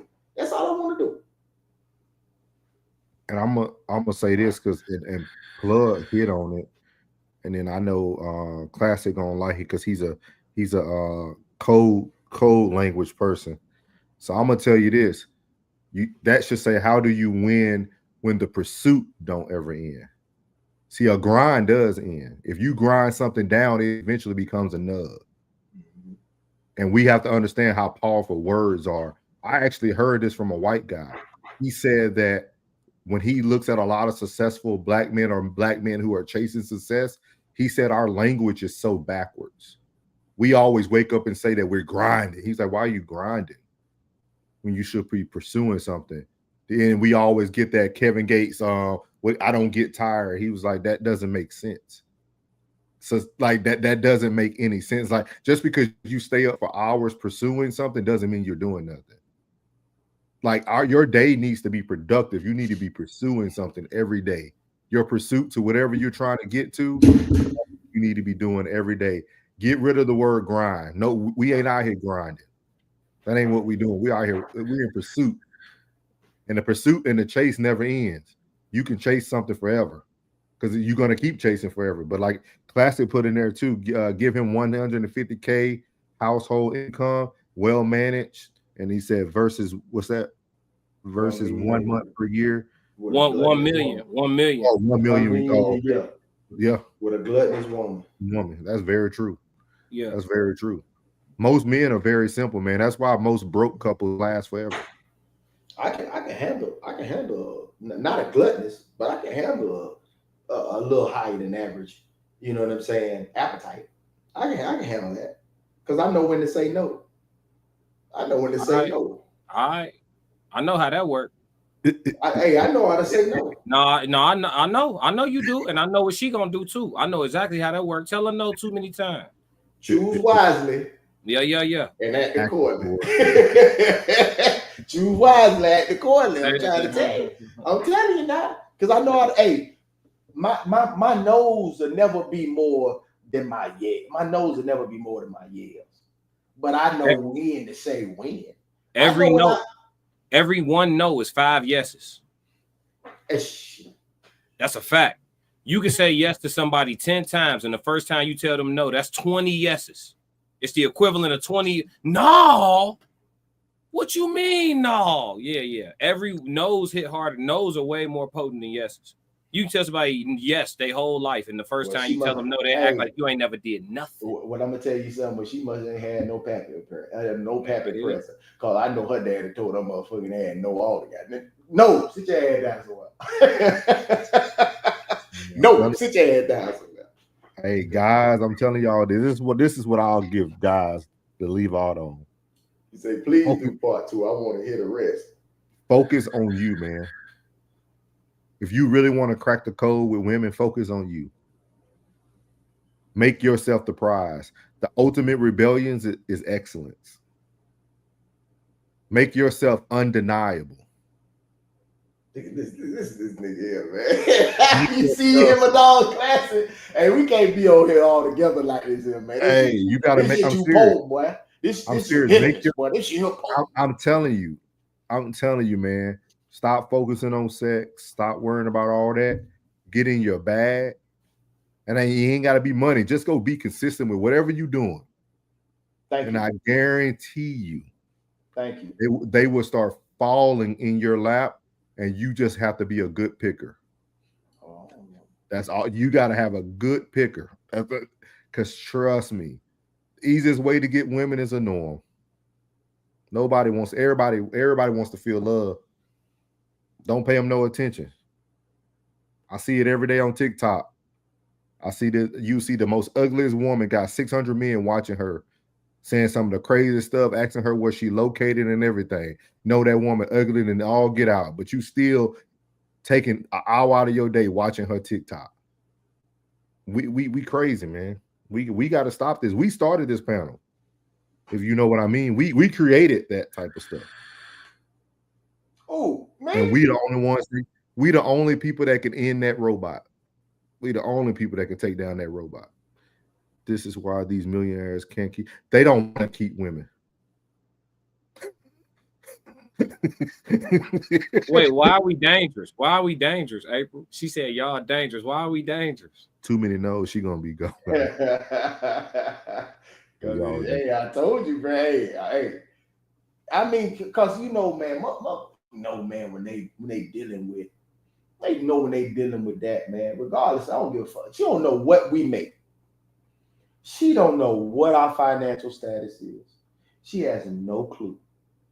This is just so when women are sitting here having these conversations or listening to men and engaging in conversations, you have no idea. You don't see no chains, no jewels, no none of that on us. You don't know where we live, how we live, what we make. But you know it's shit. Some shit go without even saying. You know. What's a lot of meddling on here too, boy? Not melatonin. Not melatonin. It's meddling on here. Hey, class. I tell people, man, you just got to stay in your lane, man. Just stay in your lane. I tell people, stay in your lane, man. I'm gonna do me all the time, all the time, because I enjoy doing me. Just like I'm like this all the time. Just like plug homeboy didn't want to invest with me because I drive a Honda Civic. For real. Oh shit! But he's still on here. But Plug was sitting at the crib, and he said that looked like a mansion y'all sitting in. Priorities. You feel me? Hey, priorities, man. Plug will tell you since he met me. If I tell you we finna do something, we gone. We doing it. No question that. It ain't no such price on no ticket. That ain't none of that. We gone. It's just, see, don't get it confused. Don't get it confused. They don't know about looking at the comfortability of a man. Yeah, don't get it confused because I'll throw on some jogger pants and a shirt every day. Hey, don't get it confused. Hey. One of the richest men in the world wore a white tee and some blue jeans every day. There it is. Bro. Just chill, bro. Don't do that. Don't do that, dog. Don't do that. They tried to tell us what mattered. They tried to tell us what matters to us, but the whole time the best things in life always been free, man.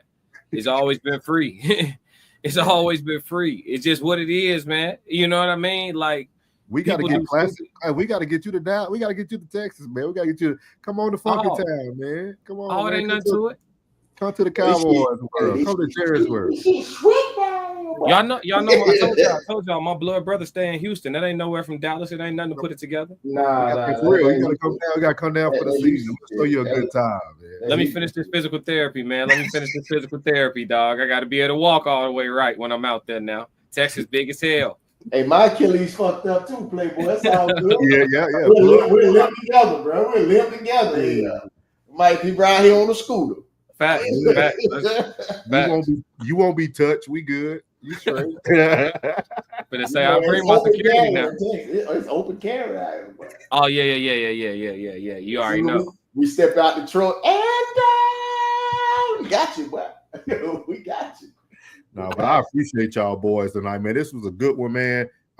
Classic about to go passport on us. I ain't gonna give patient up, but he gonna be out, passporting it up. He might come back wiped up. I don't know. Yeah, he might come back wiped up. He might come back with something exotic, and I ain't talking about a car. We'll see. No, but we got on that wish list. We y'all boys part 2.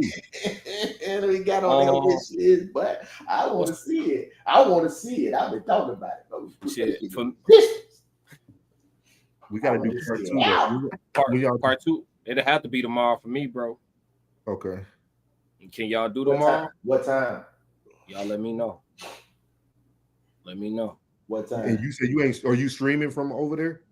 Yeah, I am, but I just I can't have a certainty on like what the level of connection gonna be and all that till I touch down. You know what I'm saying? Gotcha. All right. But I'm taking my setup though. I'm gonna have everything. All right. We'll all connect tomorrow, like midday. What time you going live tomorrow? Saying I'm good tomorrow. I'm going probably right around noon, between noon and 1. Yeah. We should know for sure by the time you get off of your show. I'll be in the comments. Hey, just hit my phone, bro. Hey, Norris, listen. Hit my phone. Okay, when he get on there? Hit my phone. Yeah, when he get on there? You know you horrible. Hit my phone. Hit my phone, man. You hear me? Come on, Brody. Hit my phone, Brody. Hit my phone. Come on, Brody. I got you. I can see right when he go live. Yeah, let me know, because I'm gonna be in there. You gotta turn them notifications on, man. They come right through my watch. It say class.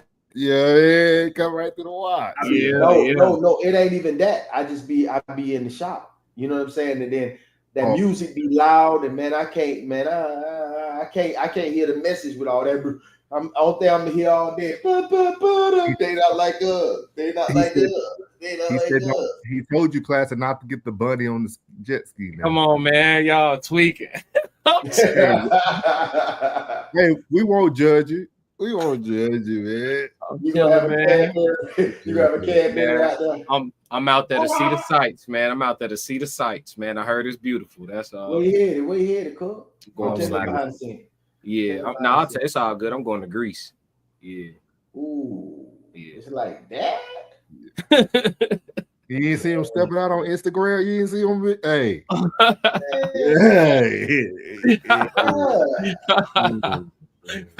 He probably already got something lined up in Greece. No, man. I'm just going to go see the ocean, the Mediterranean Sea. I haven't swam out there. I just want to swim. That's all. You like mermaids? Man,